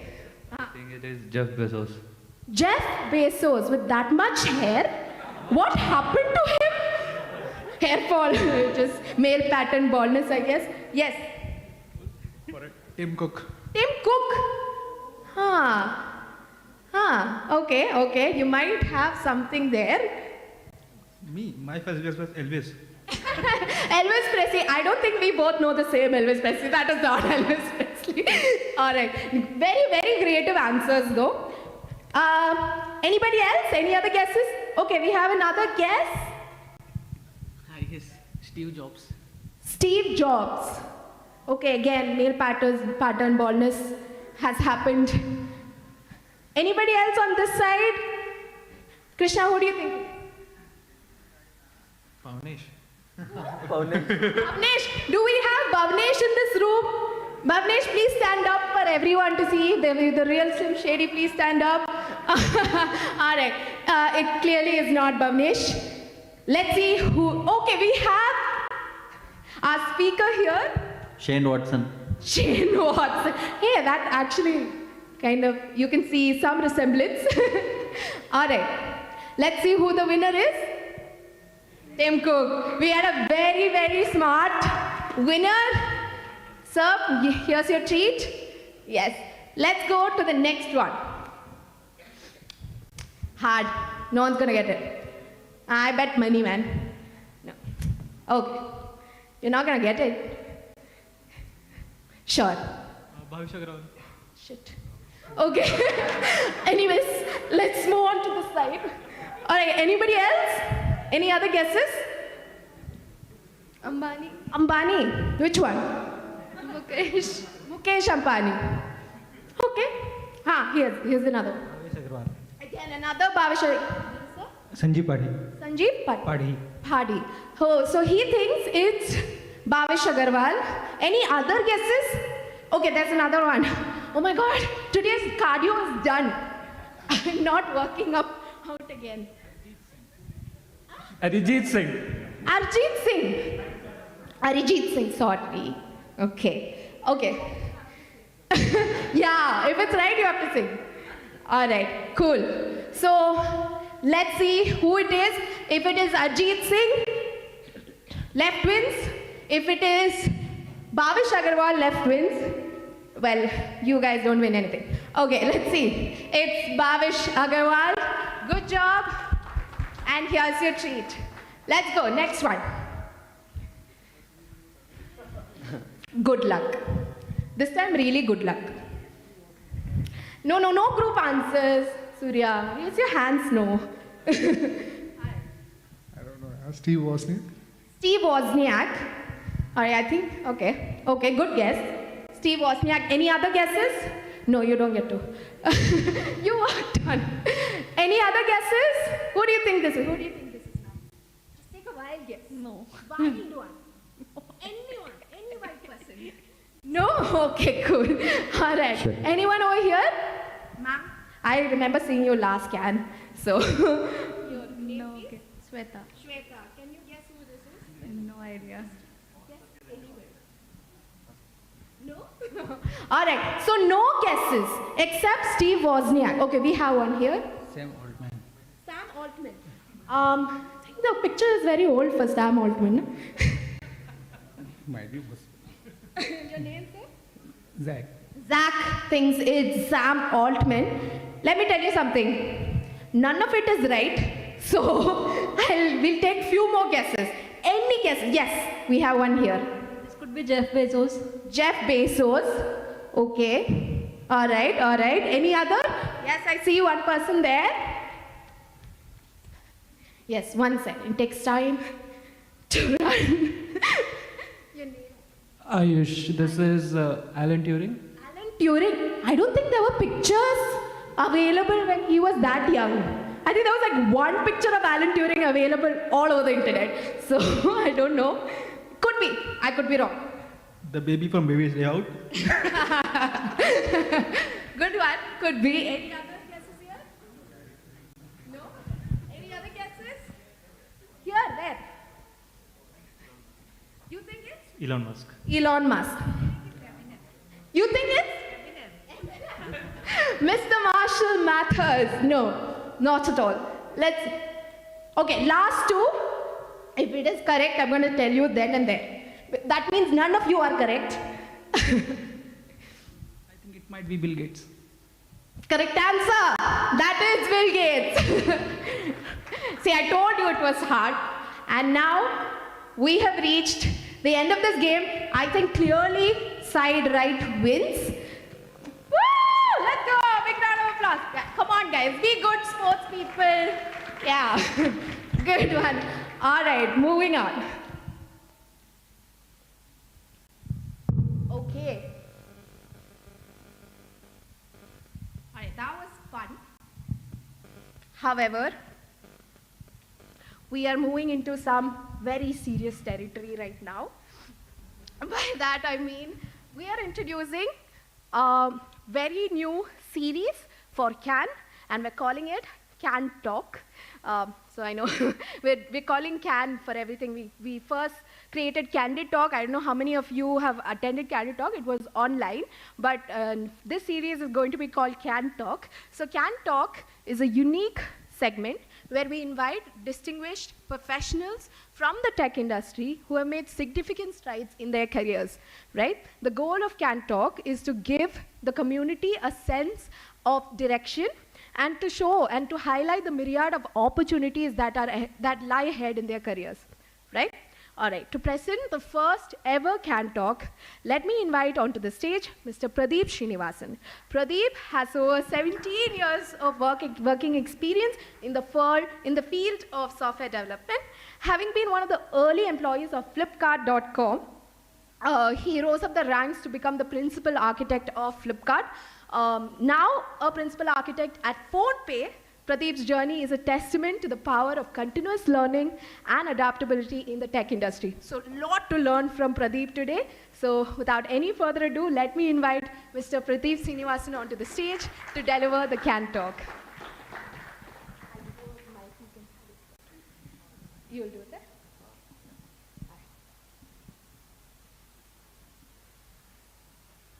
Switch. We're switching to the other.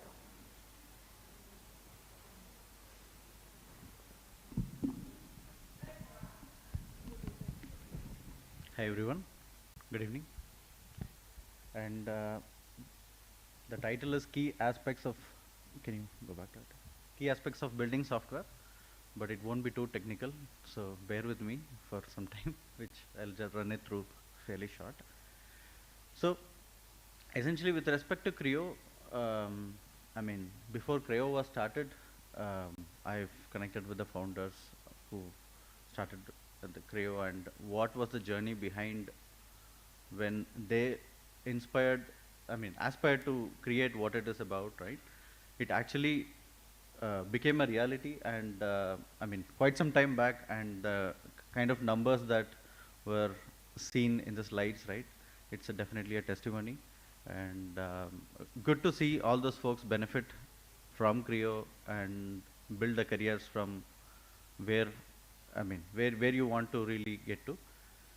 So in this talk, I'm just going to take specific pivot of, from a software engineer standpoint, what are the things that truly matter to build out a software, and particularly on the lines of how you look at things on a day-to-day basis, and what are the broad requirements you come across on a daily basis, how you can put a framework around it in terms of looking at things and looking at probably day-to-day things, or even probably introspect on a 6-monthly level and stuff like that, and help you put in the right trajectory so that you move up in the career.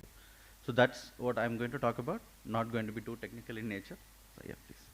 Yeah, just about my background. So I worked largely in the B2C space. Started my career with IBIBO.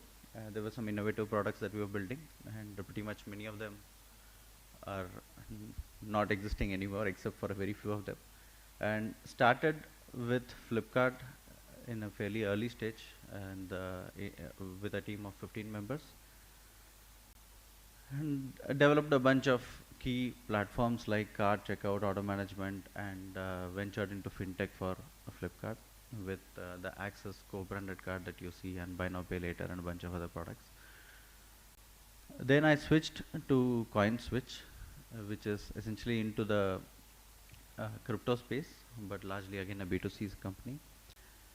Then nearly about 8 months odd, I've been with PhonePe, working in the BFSI space, which is largely into the fintech. I am looking at building the shared market, which is a stockbroking company in PhonePe, and also look at the insurance. So this is the background. I will probably get to the content. Yeah, so most of these B2C companies and many other companies talk about platform building. I'm very sure you would have heard about this platform building in many other places as well, and there are enough and more videos around it. So what essentially is this platform building, right? I mean, platform building could actually be a store or a processing pattern or something that you just develop and probably open source it and things like that. But truly, a company is investing in engineers to build platforms. When the company is investing in engineers to build platforms, it is expecting specifically one thing, which is what can I configure or what can I easily code out and then able to iterate for what a customer wants. That is the key aspect that any company would want, and that is what is actually a platform building. So just to put in context, right, in Ola or Uber, you would want the vehicle allocation policy to be configured, as in iterate at a very, very high pace and being able to cohort at different customer bases. Maybe some customers are willing to give wait for long, but some customers wouldn't be. And likewise the pricing. Some customers wouldn't mind paying a little extra, and some may just walk out or maybe find another avenues, right? So those are the key things from a company standpoint. These are just examples, but any company, any place you are working on, right, there would definitely be such core businesses, right? The platform building is truly supposed to address those core businesses, and it is definitely not the store or anything like that. And to build that, I think Vasant had put in similar point earlier. To build such a platform, you need to have a definite business orientation, as in what needs to be done has to be clear, right? Often it is not clear. You need to collaborate with business people, you need to collaborate with product people, try to understand why they are doing some things, and there are different ways to extract what needs to be built as well, right? Over time you spend time and then figure out what needs to be built and then form an opinion or a vision, whatever you call it. That is the key step in kind of building the platform. And it is not like you will just build it overnight. You will have to iterate, incrementally build it. For that you need to put up in the same platform, same team, same systems for quite some time, and then build it more iteratively. So I'll probably take up these pivots in which I'll probably I'll run a few requirements around the typical requirements that you will come across, so that you will get context of how to look at this in an iterative manner, right? So sure, some of you might be aware of it or some of you are not aware of it. The first two parts, the functional, non-functional, talk about what needs to be done, and SDLC pivot talks about how it needs to be done, right? We'll get into details. So specifically on the functional pivots, it's typically clear, and business and product gives, maybe they look at it for a 6-month view or a quarterly view or a weekly view, but typically it's clear on what needs to be done in terms of specific concerns that need to be addressed in the form of some product notes and things like that. So obviously as an engineer, junior most to senior most, the collaboration can vary, but definitely you can collaborate on that to make this more clearer by probably figuring out, giving more scenarios where it could have impact, or many other pivots as well. This is the functional aspect where things are known.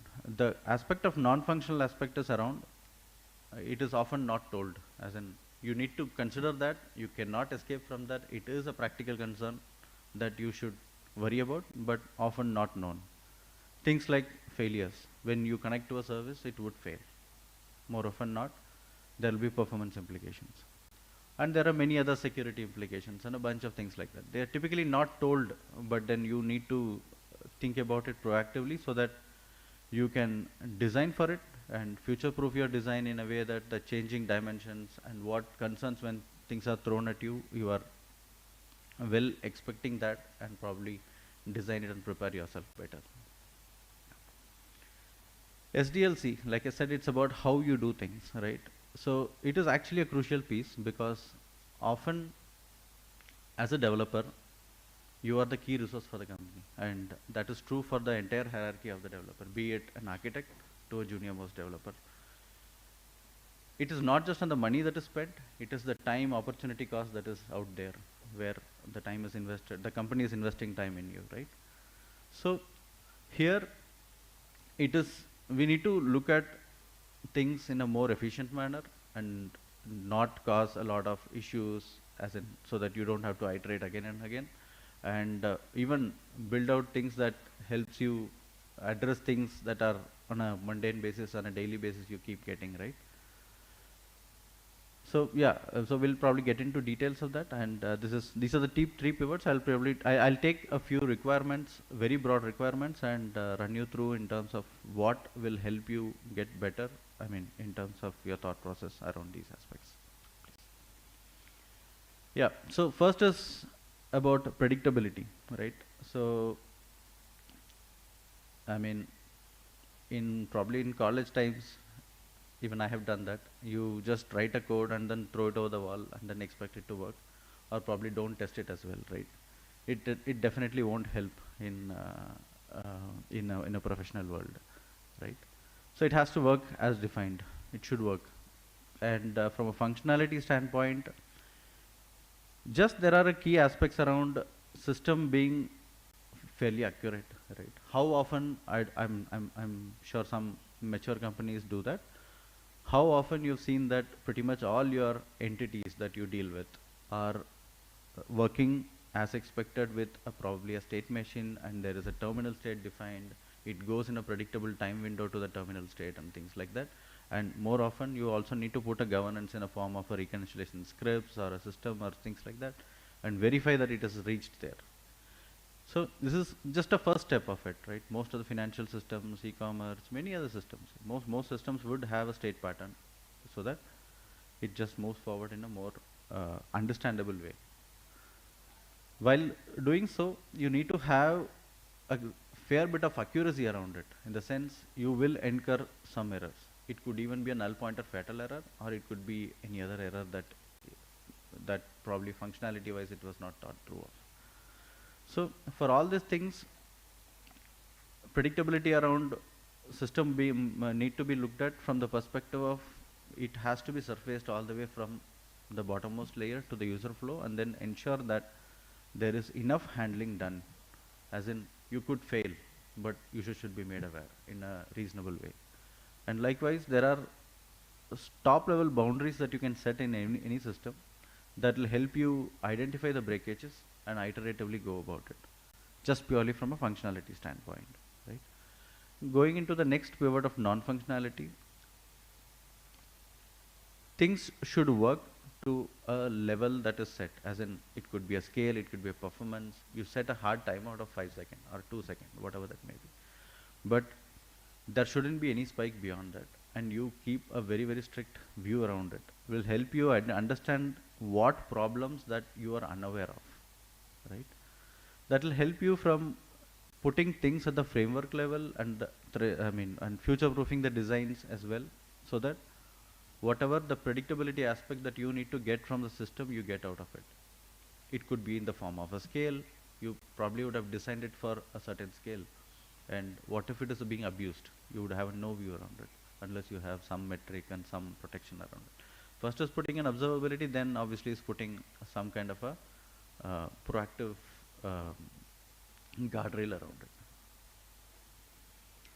And predictability around SDLC is around, as a lead, I mean, you typically don't come across for a very junior most engineer, but as a lead, can I translate the given specification to code in a predictable manner?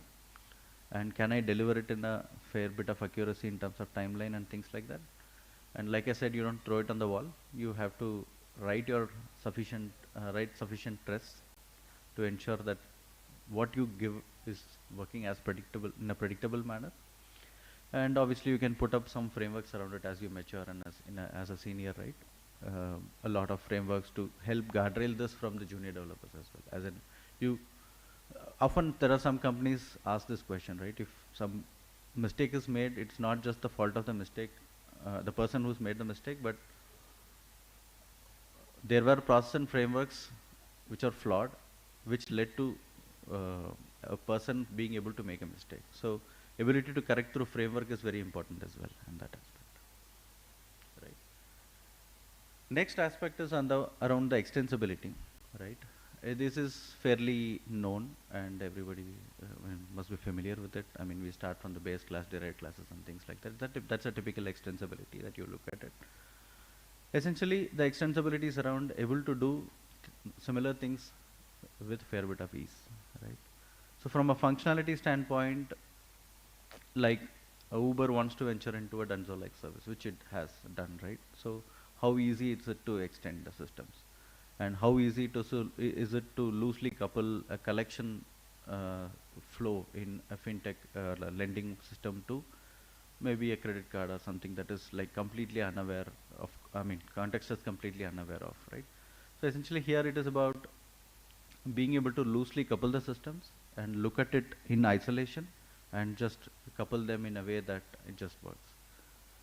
So that's on the extensibility and functional side. Then incrementally we can get better from like having to redesign. That's a very costly affair, any extensibility that comes. Or when you have a design in place, just need to code is the next easiest thing. Then instead of code, being declarative is the little more easier thing, and obviously putting it via console and make it much easily configurable is the last step to get better in the functional extensibility. Then on the non-functional aspects, it's often about swappable components, like you are in a context, you are working in AWS or being able to move to somewhere else. Or it could be in isolation a small store or a system that you are working with, a payment gateway that you are integrating with. Could you swap that with something that is probably a new age payment gateway or completely different payment gateway, right? Then then extend on the scaling terms, like for example, you are just ready for X and can you do 5X on the same? And how easy is it to move from that sense? And how easy is it to adapt to a new landscape? Something like, let's say you're used to deal with a B2C, which is let's say B2C in a e-commerce kind of a world.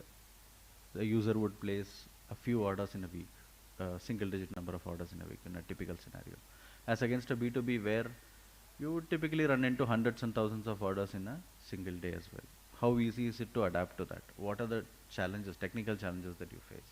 And how prepared are you from a design standpoint? That's the extensibility bit. Then on the SDLC side, being able to apply whatever you build in terms of tools and processes across the board, maybe it could be on the lines of CI/CD pipelines, observability, alerting, and things like that. Then the next most interesting thing for pretty much the big companies where you will often have a need is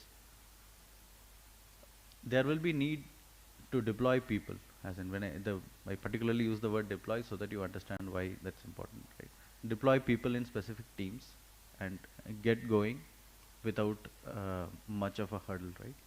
So what it means is that there should be a similarity in stack so that the learning curve is much lesser, the context can be grasped, and there is enough tooling, documentation, and tech stack we already spoke about. Those are fairly familiar so that you could just switch from one to another fairly easily. So those are the extensibility from a SDLC standpoint. The next most important thing, whatever you do has to be efficient, which is in a cost-effective way, being able to do things, right? From a functionality standpoint, can you do things very fast? Very obvious thing. And you often have in some of the places where you'll have one change coming and then next, and then you will see I mean, if you look back, there'll be a whole bunch of similar things that you would have done.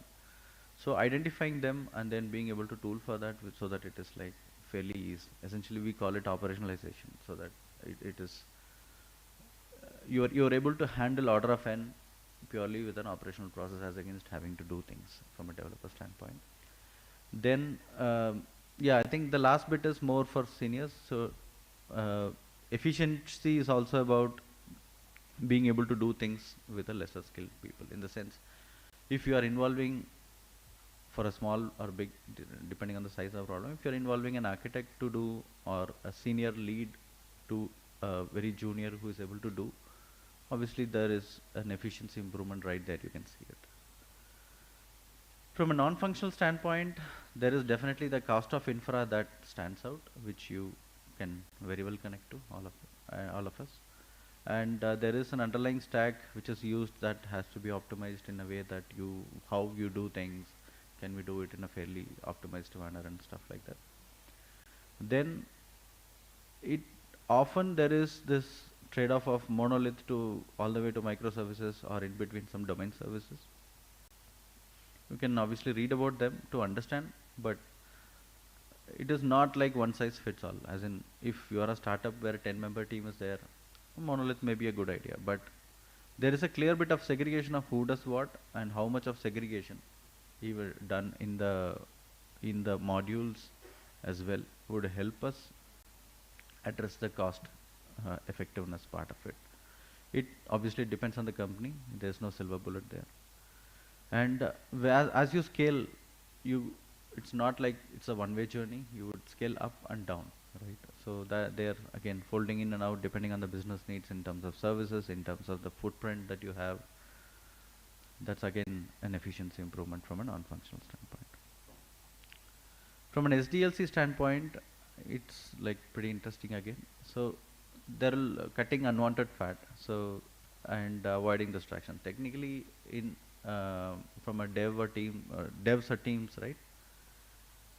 In a week's time, how often, what percentage of time is actually productive, right? If you are doing a non-productive work, it is it's a sheer waste of resources of any kind, people, time, mind share, everything. So there are lens to be put in place. These things can be done right away from the junior level as well. So often you do the similar thing. How easy is it to make yourself not needed to do the work, or have a differentiated tooling in place, probably via an API, you can do the same thing with ease, or just automate it end to end without the issue having to come to you. Then the operational excellence, this is often companies follow, which is essentially looking for common issues and then whatever is operationally taxing, address them structurally and bring it down over a period of time. Environment testing, mocks, they are often a deterrent to any distributed team to build in a fairly efficient manner.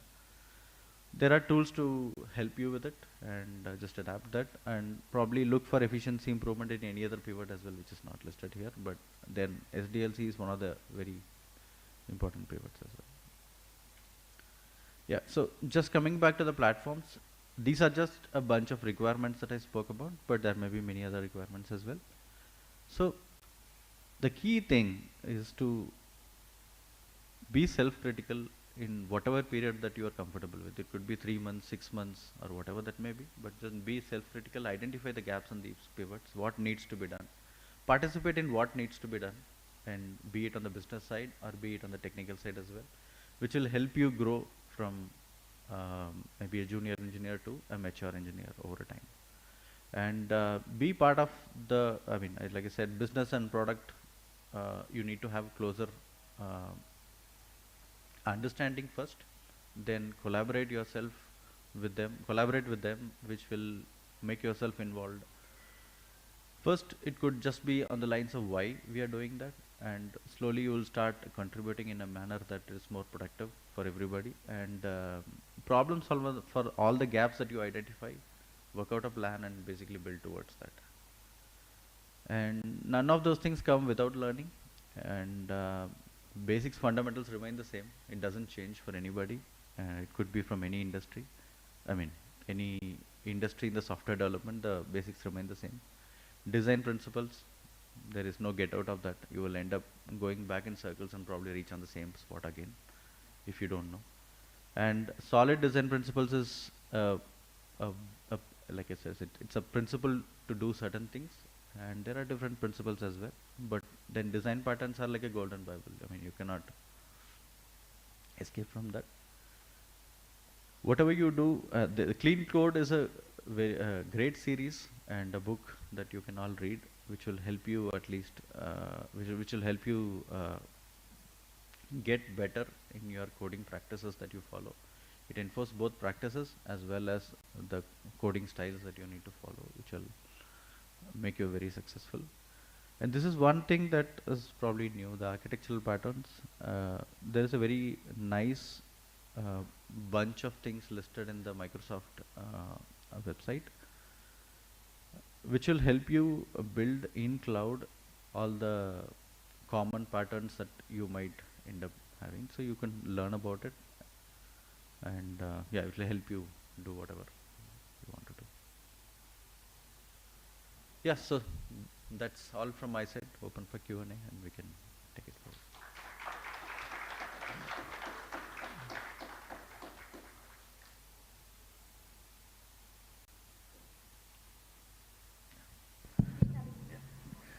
Folks, now the floor is open for Q&As. If you have any questions, please raise your hand.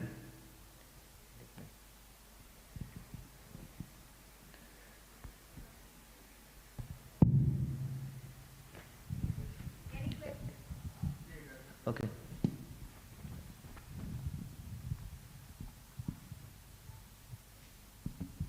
Yeah, hi. Very insightful presentation and discussions. Let's say you have a system which has, let's say you have listed a lot of functional requirements, non-functional requirements, and a whole lot of things for extensibility and all. Let's say somewhere you go, the organization does not have it, it just has the functional code. So it just has the functional code, and let's say you want to bring these practices now after a point of time. So how do you go about it? Yeah.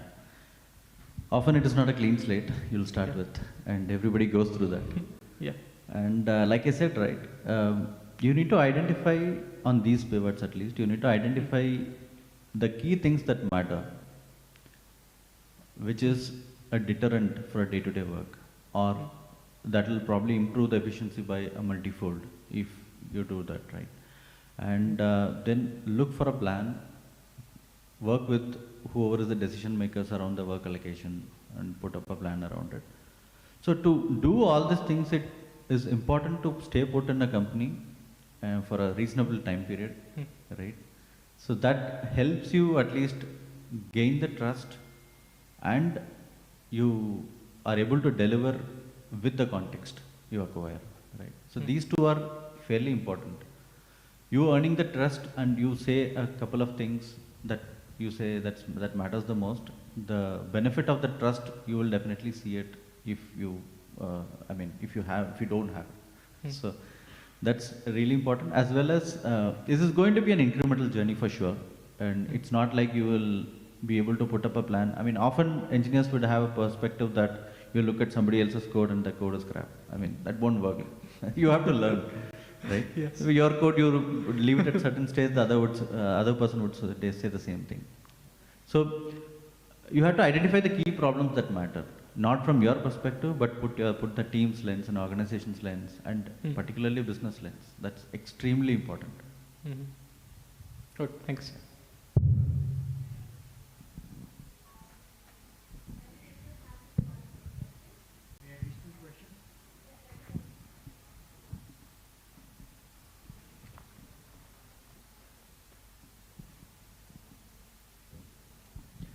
Thanks, Pradeep, for your insightful. Actually, it was very helpful also to understand a lot of things about this, SDLC and what kind of things that we see horizontally and then vertically as well. So one question I have around is in the non-functional pivot, right? So pivot. So the question is around like, so these are the things which are not known, right? So definitely at some point of time we might get in the production also, right? And how do you deal with this? And can you give me example like what kind of issue that we had seen in the phone pay, and how did you deal with that? Sure. So thank you. non-functional requirement is not entirely not known. It is just not told, right? So you need to make conscious effort to figure out what are non-functional requirement matter to you. And I won't put it to, I mean, I won't actually take you to too many different blogs and other things, but just the Wikipedia itself, just look for non-functional requirements or a software quality attributes. There are a whole bunch of them. And you need to get, as you get in your seniority, you need to get familiarized with what are those and how many of them mean to your business and to the things that you are doing. And you need to plan around it. When you are caught onto something that you are unaware of, you are caught. As in, you will have to deal with the situation just like you are thrown into a pool, you have to swim, right? So, yes, there are situations where we get hit in some similar things. I would probably take the first big billion day of Flipkart itself, the one that happened in 2013, 14 or something. We had to scale for a 25x from where the baseline is, and we did in many areas. But there were so many unknowns that we had absolutely no idea about. It's not like the engineers were competent enough and we stitched everything together. Obviously time was a constraint, but time is never enough for anything, right? So when you are caught, you are caught. You have to deal with it. You have to deal with the situation. But you can plan around it. You can plan if it really matters for the company and to you, to the system that you are dealing with.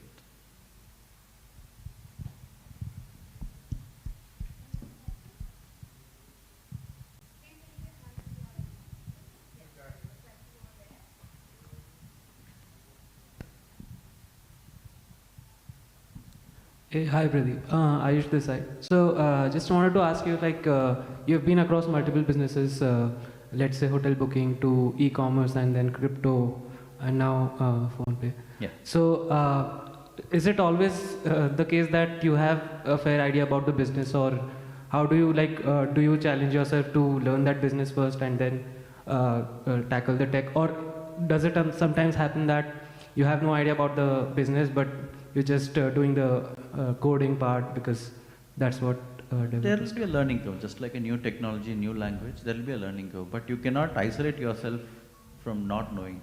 I mean, you can't, you have to make conscious effort to learn. For example, the recent stint, the shared market of PhonePe, it's a completely, it's a stockbroking product, which is very similar to Zerodha. And I have absolutely no idea of how stockbroking works. So you need to make conscious effort to learn. It's a fairly complex business area as well.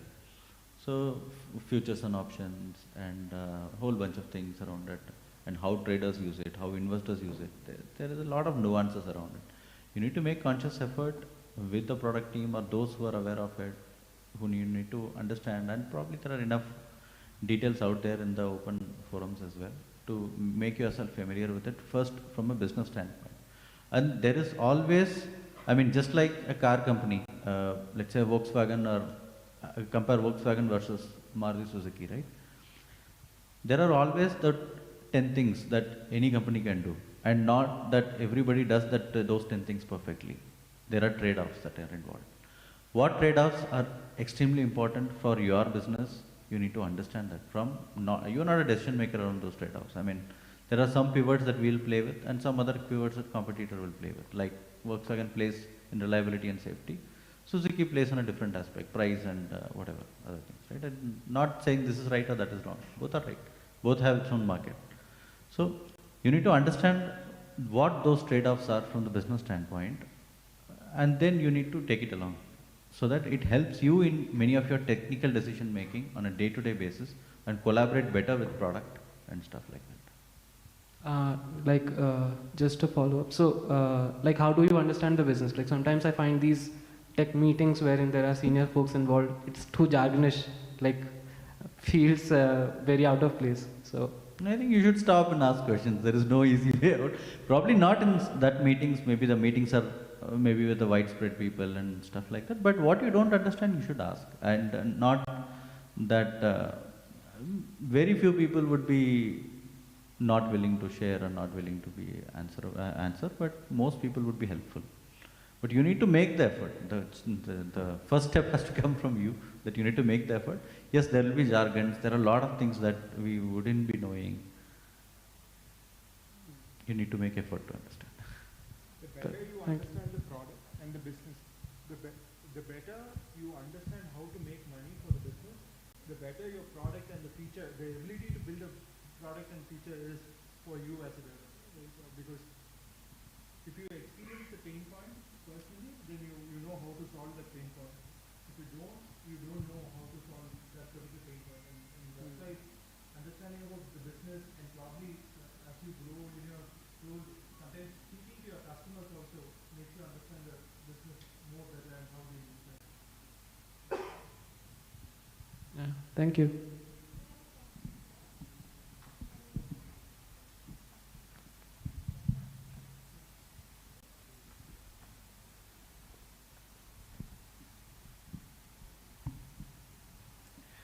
You mentioned downtime, so I have two questions there. What does the war room situation looks like at PhonePe or at Flipkart?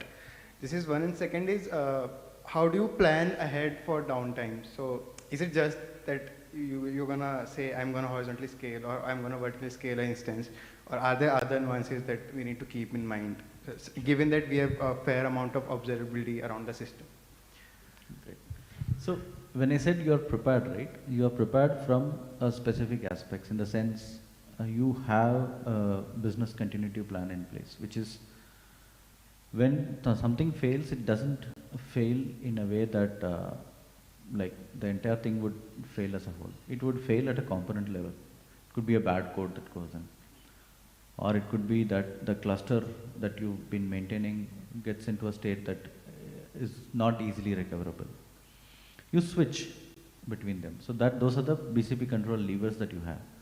Then you would have certain degradation controls that you can exercise, which is, it doesn't work in its fullest way, but it works in a bare minimal spectrum. I mean, there's a spectrum of functionality. You can cut down a few things and then it still works. The core functionalities, as the business requires, it works. And these things you have to design it ahead, and then there are enough scripts tooling in place so that you can basically take things forward from that state. So it won't be a situation of like completely unknown. I mean, yes, the early stage of the company would look like that, but as the company matures and gets to a reasonable maturity, there'll always be some levers like this. There could be a config flag which you can turn off, a bunch of things that don't matter to you. Database might be heavily loaded, and you would have a way to turn off certain not so relevant things but still run the business. So these are some of the things, but then it depends on what you run and how you want to deal with it. There is also a load shed, so you can put up a rate limit. It'll cut down the overall incoming flow, but then it'll keep running for whoever has come in. And how does the war room situation looks like at? So I mean, when too many things are at stake, things would look it would look like you are thrown on fire. So yes, you'll have to deal with it. But then people are way more understanding. It is not like everybody will just sit on your head and then keep on asking. I mean, yes, there has to be a communication that's taken care by one person who's in the room, but everybody else and whoever else you need are at your disposal, and they will come forward and help you get out of the situation. You can exercise whatever controls that you need. Yes, it's a high pressure situation, but it is not like it is a pressure situation where CEO or somebody comes and sit on your head that you will have to do this right now. So that's not the situation. Everyone knows that only if you are left at your comfort, you would do things at ease. As in, just pressurizing a person doesn't make it any better. Thanks for answering. But yeah, the most importantly, when you are in such situation, right, there is, I'm sure you would have heard RCS and postmortems and things like that. They bring up a lot of things that are extremely important and to do, so that you are not caught in similar situation as a company again. How frequently do you do RCS? Like after each downtime you do RCS, or after each incident you do RCS, or like what is the frequency of RCS? So, I mean, you can define a severity at the level you care about, and you can do RCS only for the topmost incident, not for everything else. But it's not a bad thing, right? As in a week, you can still do whatever issue that you faced. The on-call or whoever person that you are dealing with the production can still do an RCA to learn from that, even if there is no safe zero, or as you call the high priority issue. But then it takes a little bit of sort of extra resource. Yeah, but it is worth it. All right, thank you so much. Thank you. Thank you, Pradeep. That's about time that we have for this section. It was extremely inspiring and insightful. Thank you, Pradeep. Thank you, Surya, for joining us on stage. Thank you. Yeah. All right, huge round of applause for Pradeep Srinivasan. Thank you, Surya. All right, moving on. Where is Chetan, man? I keep looking for Chetan. Chetan has so much work to be done, so he keeps running away, and I keep looking for Chetan every now and then. There he is. Big round of applause for Chetan. So folks, now we are coming to the end of the event, and we have the last thing for this. So I would like to invite Lohar band to the stage to take up the stage and bring some lively music here. Anup, where are they? Okay. Lohar, right? Yes. Yes, okay. So, they're performing a number called as Rock Salad. I'm guessing that's because they're performing in multiple languages. So have fun, and Chetan and I will be right here. So yeah, have fun.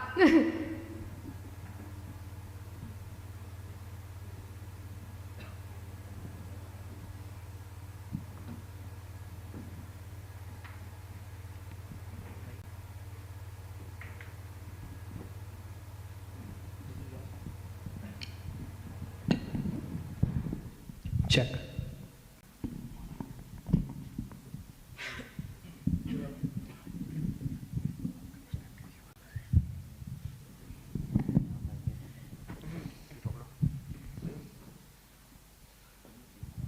Check.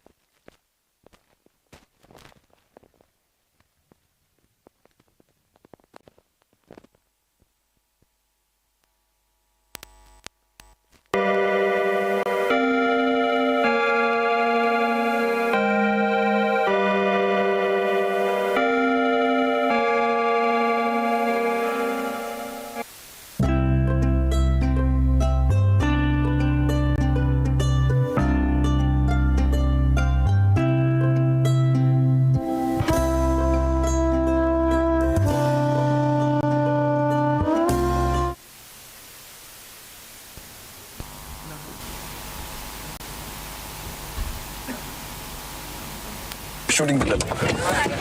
Swape macam.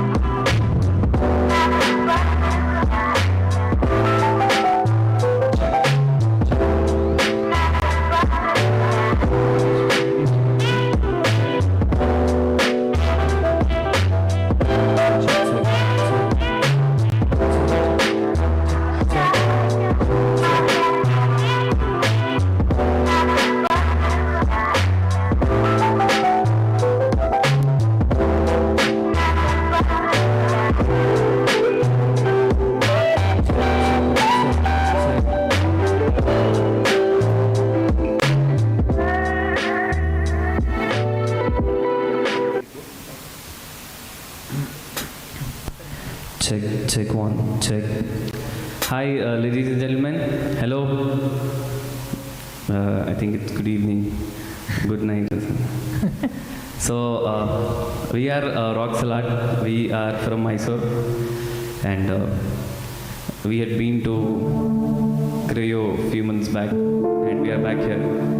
And we mostly sing all the Bollywood songs. So the songs which are very familiar with you all, and the only way to enjoy is it's two ways. So I sing, you sing two lines, and let us all enjoy the good music. And yeah, any Imran Hashmi fans here? I know everybody is, but nobody wants to tell. सबके अंदर एक Imran Hashmi छुपा रहता है.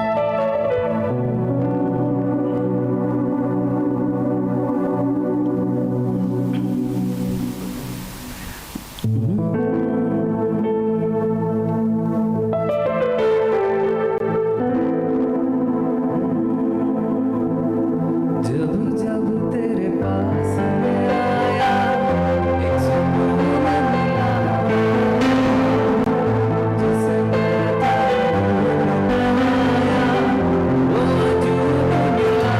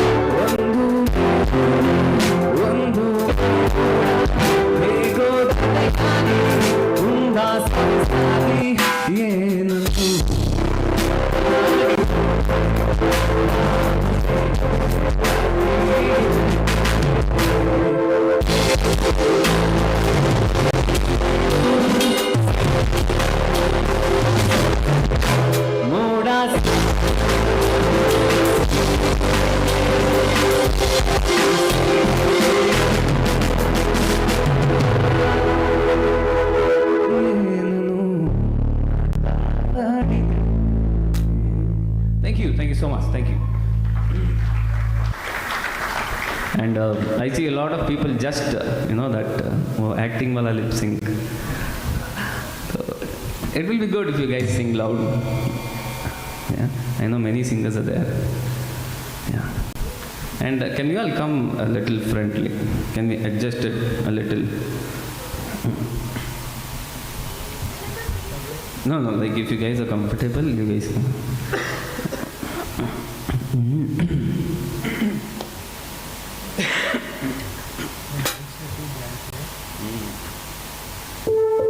And if you can do something with these lights, please.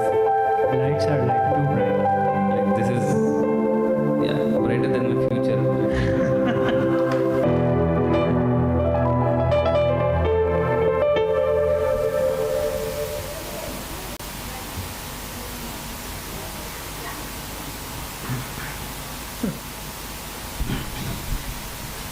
ಅದು ತಗೋಣ.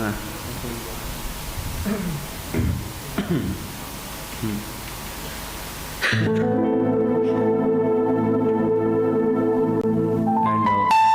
how many of you all like Atif Aslam? Wow, this is what my real life looks like. This is good. So how many of you like Atif Aslam? Like, yeah. So there is a very beautiful, I think we can call it as a cult song, like Adat. So I'll be singing Adat, and there we go. And there is an alap, if you guys can sing with me in the last. Yeah?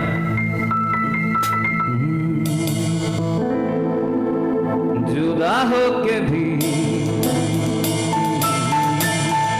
मुझमें कहीं बाकी है वो मैं वक्त दिया तू चली आती है जुदा हो के भी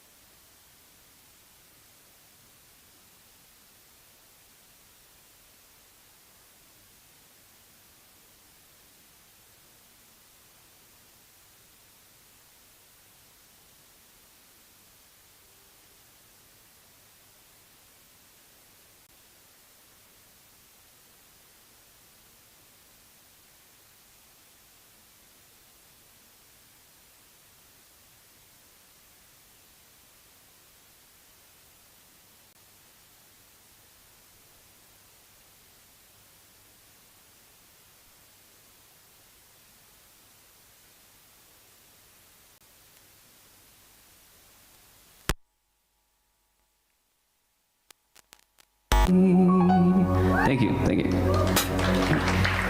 And up next, the songs are specially dedicated to all the people who are committed. And how many people are committed here? Like, few. So many single people here. This side, like 1, 2.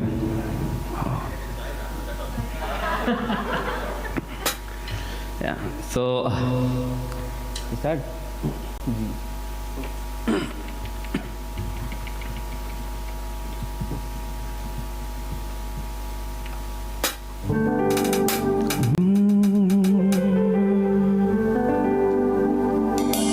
शुक्रान अल्लाह वल्हम्दुलिल्लाह शुक्रान अल्लाह वल्हम्दुलिल्लाह शुक्रान अल्लाह वल्हम्दुलिल्लाह शुक्रान अल्लाह वल्हम्दुलिल्लाह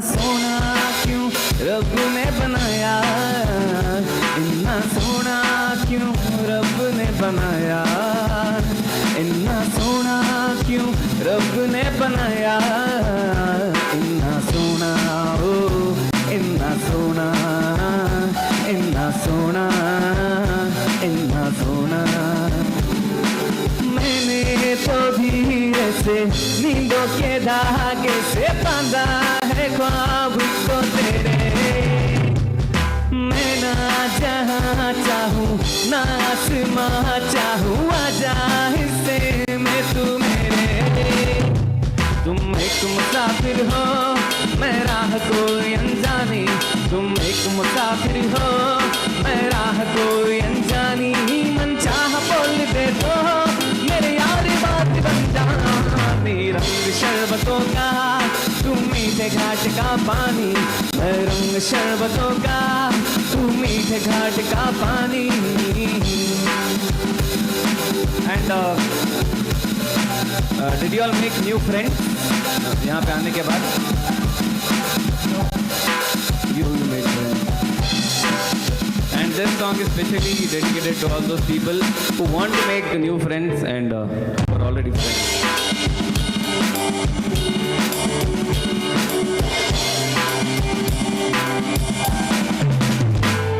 मेरी जिंदगी सवारी मुझको गले लगा के बैठा दिया पलक पे मुझे खाक से उठा के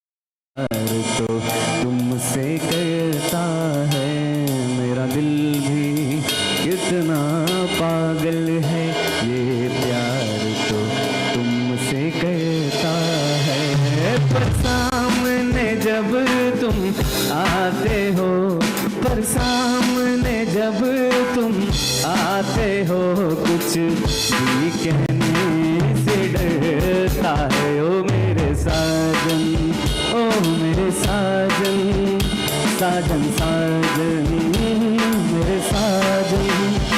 कितना इसको समझाता हूँ, कितना इसको बहलाता हूँ, नादान है कुछ ना समझता है, दिन रात आहे भरता है। मेरा दिल भी कितना पागल है, ये प्यार तो तुमसे करता है। मेरा दिल भी कितना पागल है, ये प्यार तो तुमसे करता है। ओ, ओ, एक लड़की को देखा तो ऐसा लगा। A little louder. एक लड़की को देखा तो ऐसा लगा, जैसे खिलता गुलाब, जैसे शायर सा ख्वाब, जैसे उजली किरण, जैसे वन में हिरन, जैसे चांदनी रात, जैसे मंदिर में हो एक जलता दिया।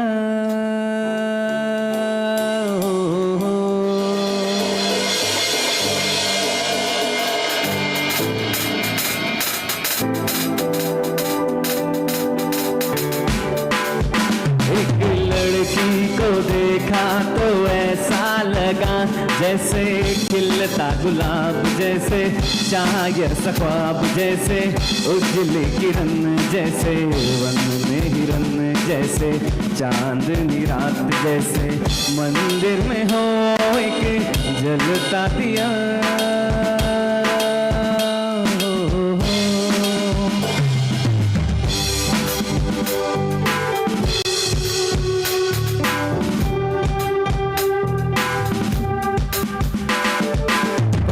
पाया तुम्हें रब ने मिलाया, तुम्हें होठों पे सजाया, तुम्हें नभ में समाया। पाया मैंने पाया तुम्हें सबसे छुपाया, तुम्हें सपना बनाया, तुम्हें नींदों में बुलाया। तुम्हें तुम जो आए जिंदगी में बात बन गई। हाय इश्क मजहब, इश्क मेरी जात बन गई। पी लूं तेरे नीले नीले नैनों से शबनम, पी लूं तेरे गीले गीले होठों की सरगम, पी लूं है पीने का मौसम। तेरे संग इश्क तारी है, तेरे संग एक कुमारी है, तेरे संग चैन भी मुझको, तेरे संग बेकरारी है। तेरे संग इश्क तारी है, तेरे संग एक कुमारी है, तेरे संग चैन भी मुझको, तेरे संग बेकरारी है। पहली नजर में कैसे काबू कर दिया, तेरापन बैठा है मेरा जिया। जाने क्या होगा क्या पता, इस पल को मिलके आज ही ले जरा। मैं हूँ यहाँ तू है वहाँ, मेरी बाहों में आ भी जा। ओ जाने जा दोनों जहाँ, मेरी बाहों में आ भी जा। Baby, I love you. Baby, I love you so much. Baby, I love you.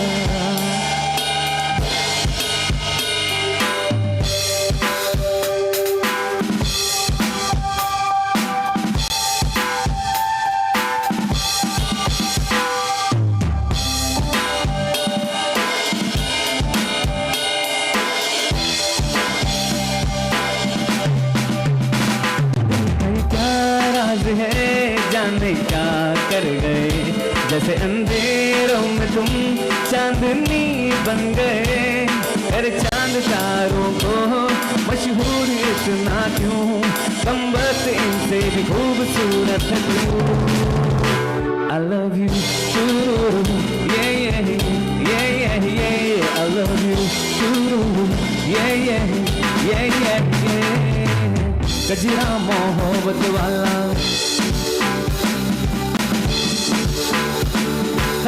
गजरा मोहब्बत वाला अखियों में ऐसा डाला गजरा मोहब्बत वाला अखियों में ऐसा डाला गजरे ने ले ली मेरी जान हाय रे मैं तेरे कुर्बान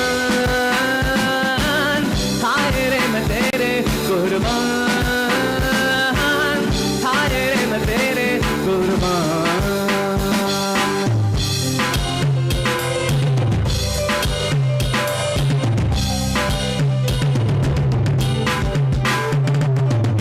आई हो कहाँ से गोरी आंखों में प्यार लेके चढ़ती जवानी की है पहली बहार लेके दिल्ली शहर का सारा मीना बाजार लेके दिल्ली शहर का सारा मीना बाजार लेके झुमका बरली वाला कानों में ऐसा डाला झुमका बरली वाला कानों में ऐसा डाला झुमके में ले ली मेरी जान हाय रे मैं तेरे कुर्बान हाय रे मैं तेरे कुर्बान हाय रे मैं तेरे कुर्बान इस रोज से देखा है इसको हम शमा जलाना भूल गए जिस रोज से देखा है उसको हम शमा जलाना भूल गए दिल थाम के ऐसे बैठे हैं कहीं आना जाना भूल गए फिर रात पहर इन हाथों में दिन रात ये मुकड़ा रहता है मेरे सामने वाली खिड़की में एक चांद सा टुकड़ा रहता है मेरे सामने वाली खिड़की में एक चांद सा टुकड़ा रहता है अफसोस है कि वो हमसे एक टुकड़ा उकड़ा रहता है मेरे सामने वाली खिड़की में एक चांद सा टुकड़ा रहता है मेरे सामने वाली खिड़की में एक चांद सा टुकड़ा रहता है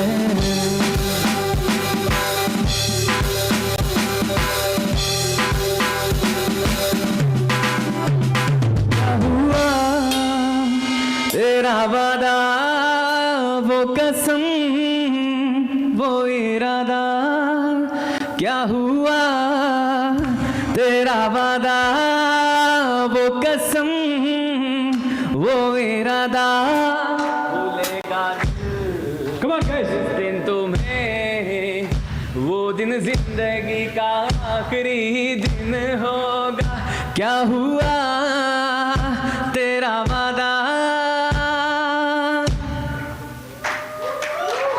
thank you so much thank you and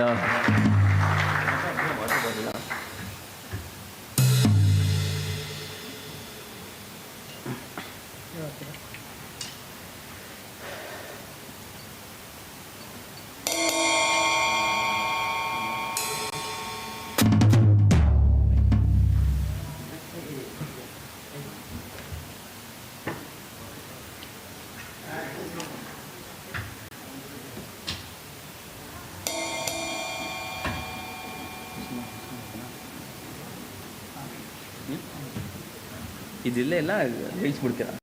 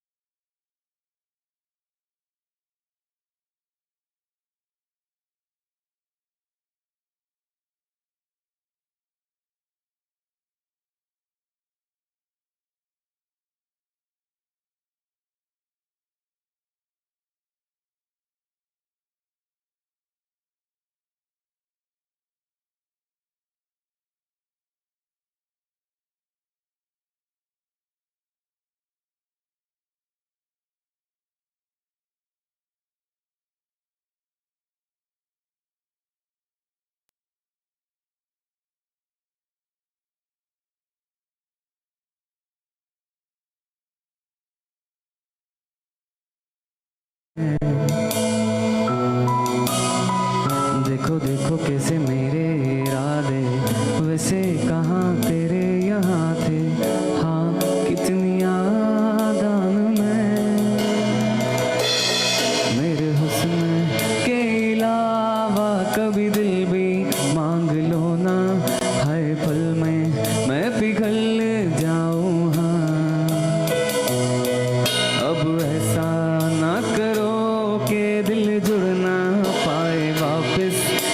बातों से बिखर जाऊं। हाँ, मना जमाना है दीवाना, इसीलिए तूने न जाना, तेरे लिए मैं काफी हूँ। सुन जरा मेरे पास आ, अब बैठे हैं हम भी यहाँ दिल के दरमियाँ। बारिशें हैं बारिशें, अब तू आती है रुलाती है, बिस्तर से यूं गिराती है, ये सो मैं बाहों में बस तेरी। जब बारिशें बरसती है पागल जैसे थिरकती है, तुम जैसी हो बस वैसी ही रहो। हौले से धीमे से मुझको बाहों में भर लो ना तुम, नरम सी सांसों में मुझको बाहों में भर लो ना तुम।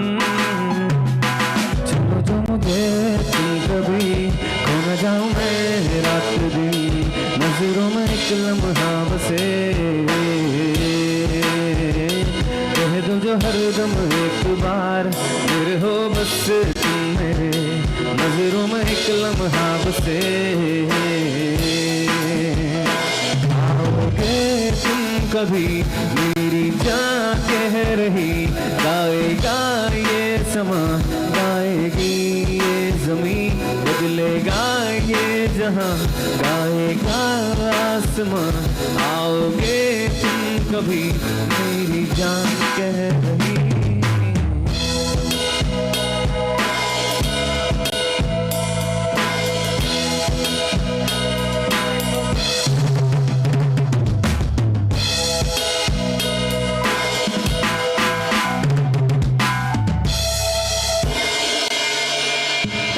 Thank you. And moving further, अपने रणबीर कपूर भाई की रिसेंट वाली मूवी एनिमल का there is one song called पहले भी मैं, सो या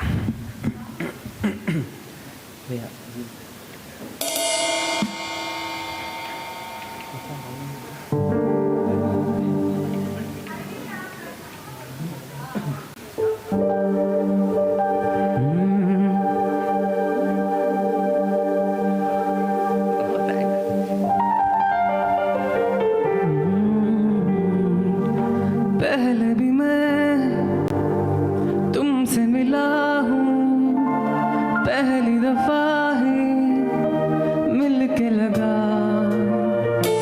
तूने चुराया जख्म को मेरे, मरहम मरहम दिल पे लगा। पागल पागल है थोड़े बादल, बादल है दोनों खुल के बरसे भीगे या जरा। पहले भी मैं तुमसे मिला हूँ, पहली दफा ही मिल के लगा, तूने चुराया जख्मों को मेरे, मरहम मरहम दिल पे लगा। पागल पागल है थोड़े बादल, बादल है दोनों खुल के बरसे भीगे या जरा। And there was one more animal-like character, Mr. Kabir Singh. मैं बारिश की बोली समझता नहीं था, हवाओं से मैं यूं उलझता नहीं था, सीने में दिल भी कहाँ थी मुझे ये खबर। कहीं पे हो रातें कहीं पे सवेरे, आवाज की रही साथ मेरे, ठहर जा सीने में खाती खबर। क्या हाल हो गया है ये मेरा, आंखें मेरी हर जगह ढूंढे तुझे बेवजह, ये मैं हूँ या कोई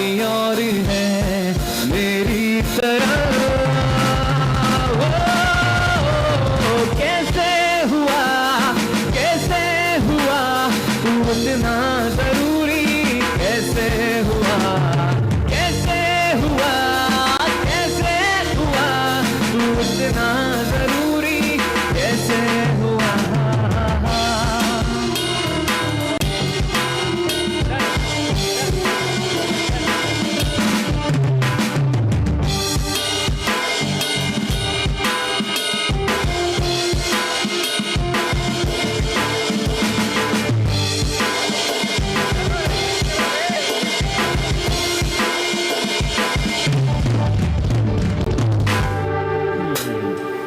Thank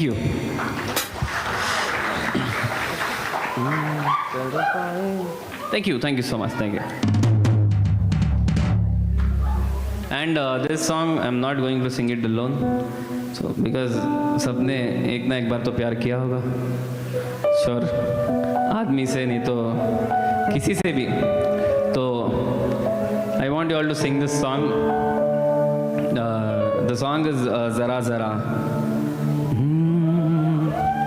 Come on guys, sing along with us.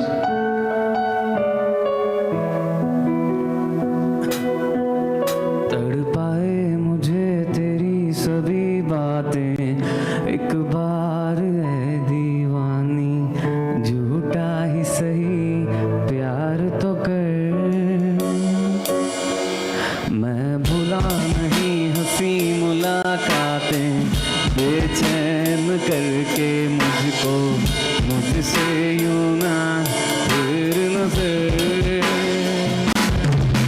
सर्दी की रातों में हम सोए रहे एक चादर में, हम दोनों तन्हा हो ना कोई भी रहे इस घर में।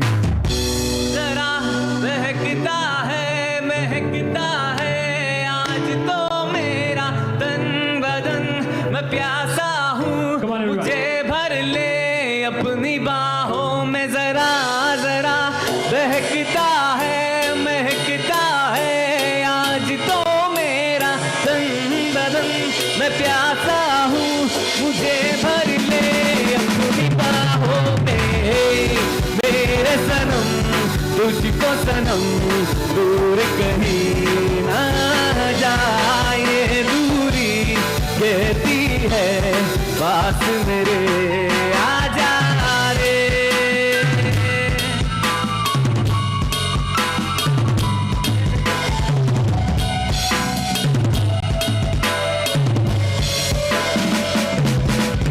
यूं बरस बरस काली घटा से हम यार भीग जाए इस चाहत की बारिश में।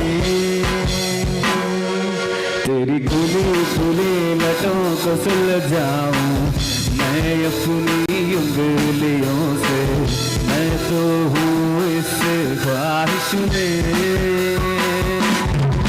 सर्दी की रातों में हम सोए रहे एक चादर में, हम दोनों तन्हा हो ना कोई भी रहे इस घर में। जरा जरा महकता है आज तो मेरा तन बदन, मैं प्यासा हूँ मुझे भर ले अपनी बाहों में। जरा जरा महकता है आज तो मेरा तन बदन, मैं प्यासा हूँ मुझे भर ले अपनी बाहों में। मेरे सनम तुझको सनम दूर कहीं ना जा, ये दूरी कहती है पास मेरे आजा रे।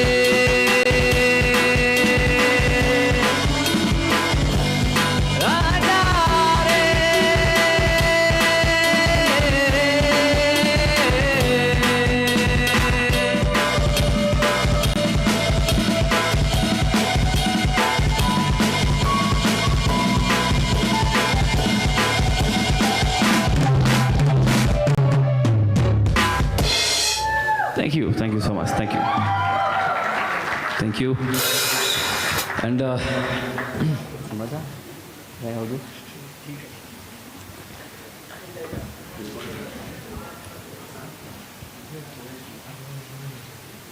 ऐसा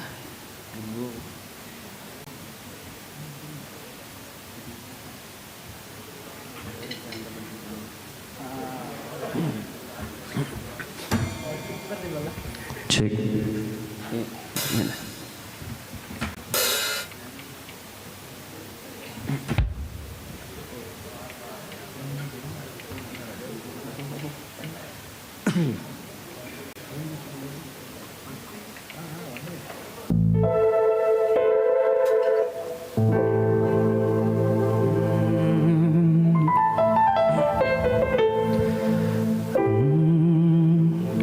ओरे पिया है ओरे पिया ओरे पिया है ओरे पिया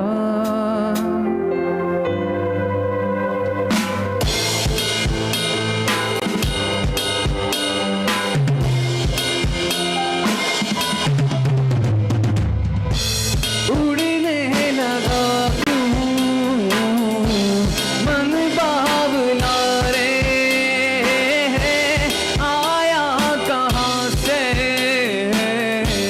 ये हौसला रे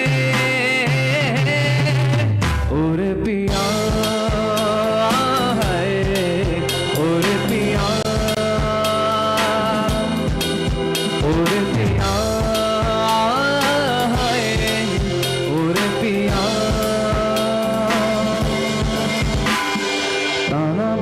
ताना बाना बुनती हवा है बुनती हवा बूंदे भी तो आए नहीं बाज यहाँ साजिश में शामिल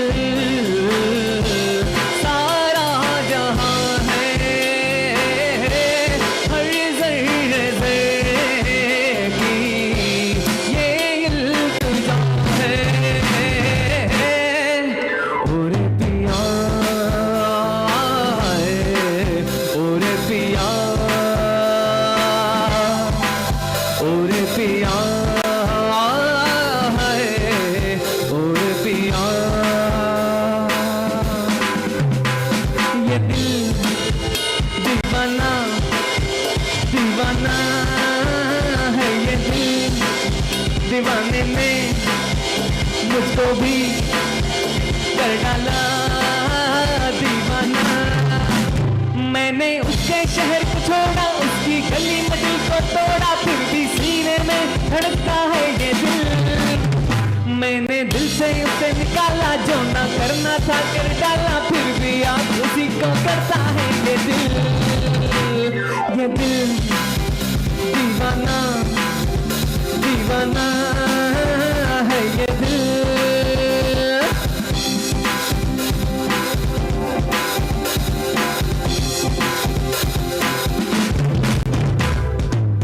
ओ जान जाना ढूंढे तुझे दीवाना सपनों में रोज आए आ जिंदगी में आना सनम ओ जान जाना ढूंढे तुझे दीवाना सपनों में रोज आए आ जिंदगी में आना सनम जीने के है 4 दिन ओ बाकी है बेकार दिन ओ जीने के है 4 दिन ओ बाकी है बेकार दिन ओ जाए जाए जाए जाए एक बार जो जाए जवानी फिर ना आए हे जवानी फिर ना आए हे जवानी फिर ना आए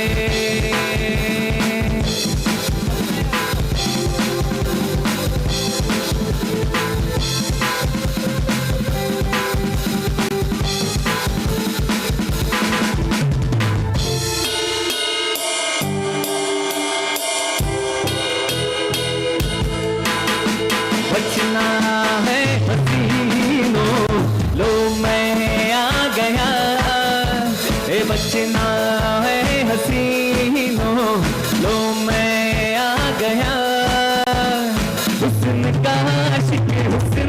दुश्मन अपने अदा है यारों से जुदा है हो बचना है हसीनों लो मैं आ गया बचना है हसीनों लो मैं आ गया हुस्न का आशिक हुस्न का दुश्मन अपने अदा है यारों से जुदा है हो सूरज डूबा है यारो दो गुट नशे के मारो हम तुम भुला दो सारे दरबार के सूरज डूबा है यारों दो गुट नशे के मारो हम तुम भुला दो सारे दरबार के डूबा होने ना दे रात होने ना दे एक दूसरे को हम सोने ना दे मैं तेरा हीरो ओ ओ ओ ओ ओ ओ ओ ओ मैं तेरा हीरो मैं तेरा हीरो ओ ओ ओ ओ ओ ओ ओ मैं तेरा हीरो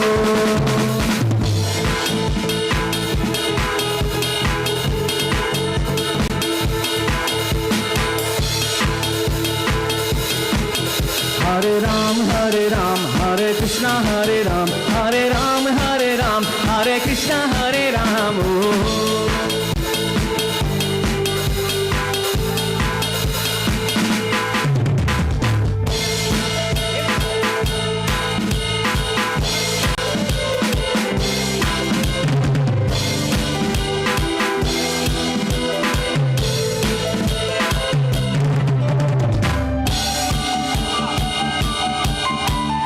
डैडी मुझसे बोला जो गलती है मेरी तुझ पे जिंदगानी गिल्टी है मेरी साबुन की शक्ल में बेटा तू तो निकला केवल झाग झाग झाग भाग के बोल के बोल के बोल भाग के बोल के भाग के बोल के बोल के बोल भाग के बोल के भाग आंधी आई आंधी आई आंधी आई आंधी आई भाग के बोल के भाग के बोल आंधी आई है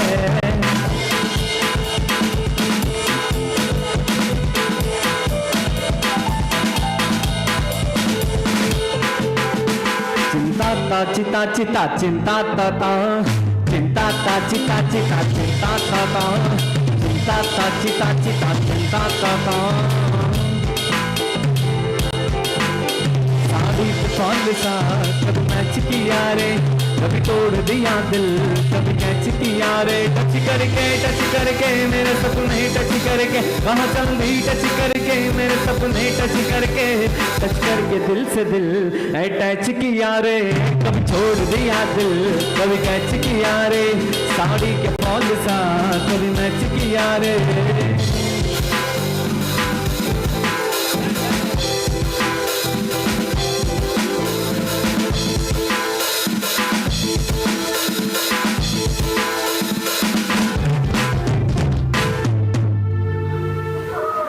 Thank you so much. That was it, and I hope you guys enjoyed it, loved it, and here and there थोड़ा बहुत गलती हुआ. Sorry for that, but we enjoyed playing for you guys, and please do not forget to follow us क्योंकि we live in Instagram क्योंकि वहीं से तो viral होके शोज मिलना है ना तो. So my name is Syed Idris, and it is Intense Idris on Instagram, and this is drummer Ori on Instagram, and this is Anup Anthony on keys. Thank you so much, guys. Have a good day. Thank you. Guys, big round of applause for Lohan. They really woke us up. Such energy. Thank you so much. Great talent. Thank you so much. Thank you, Lohan. All right, moving on to the next event. Don't worry, it's over. We're just moving on to the closing address. I'd like to invite Mr. Kiran Suresh, Head of Content Cry.do, to deliver the closing address. Thank you.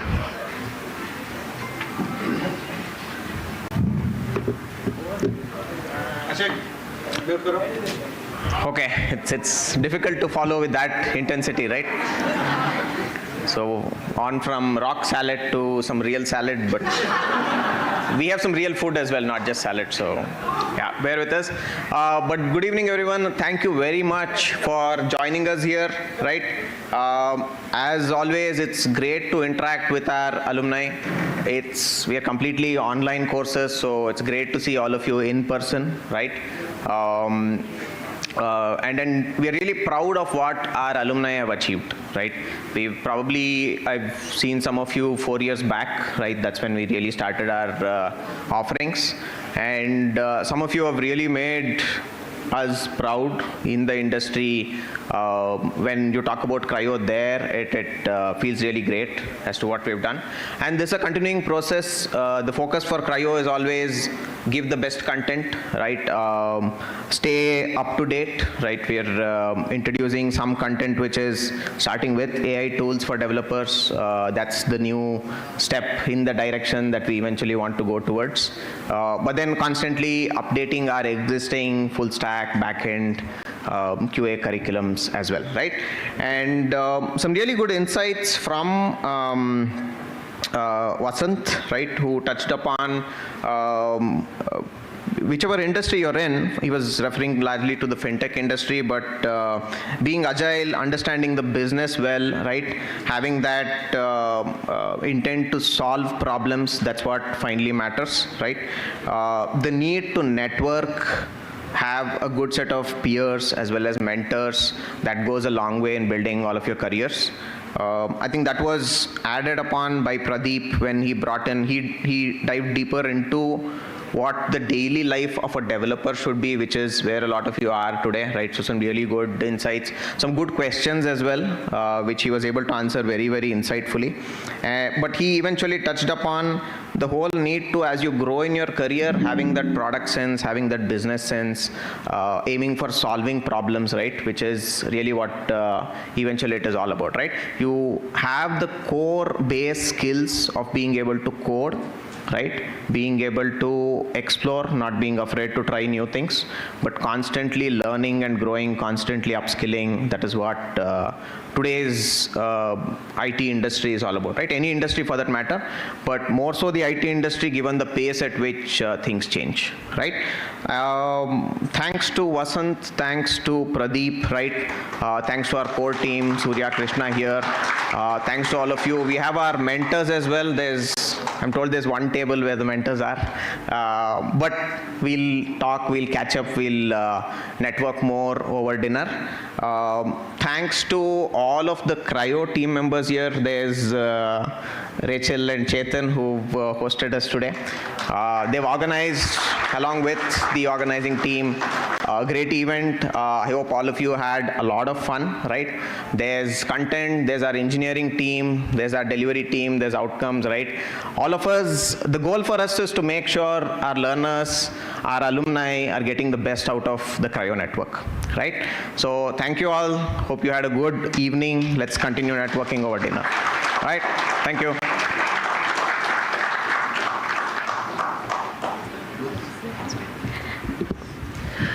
Thank you, Kiran, for reminding us one of the many benefits of being part of the CAN community.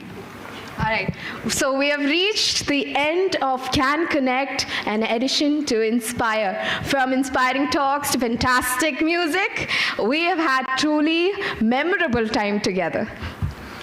As we come to the end of this event, we want to thank each one of you for showing up to this event, and I hope you have enjoyed each one of you.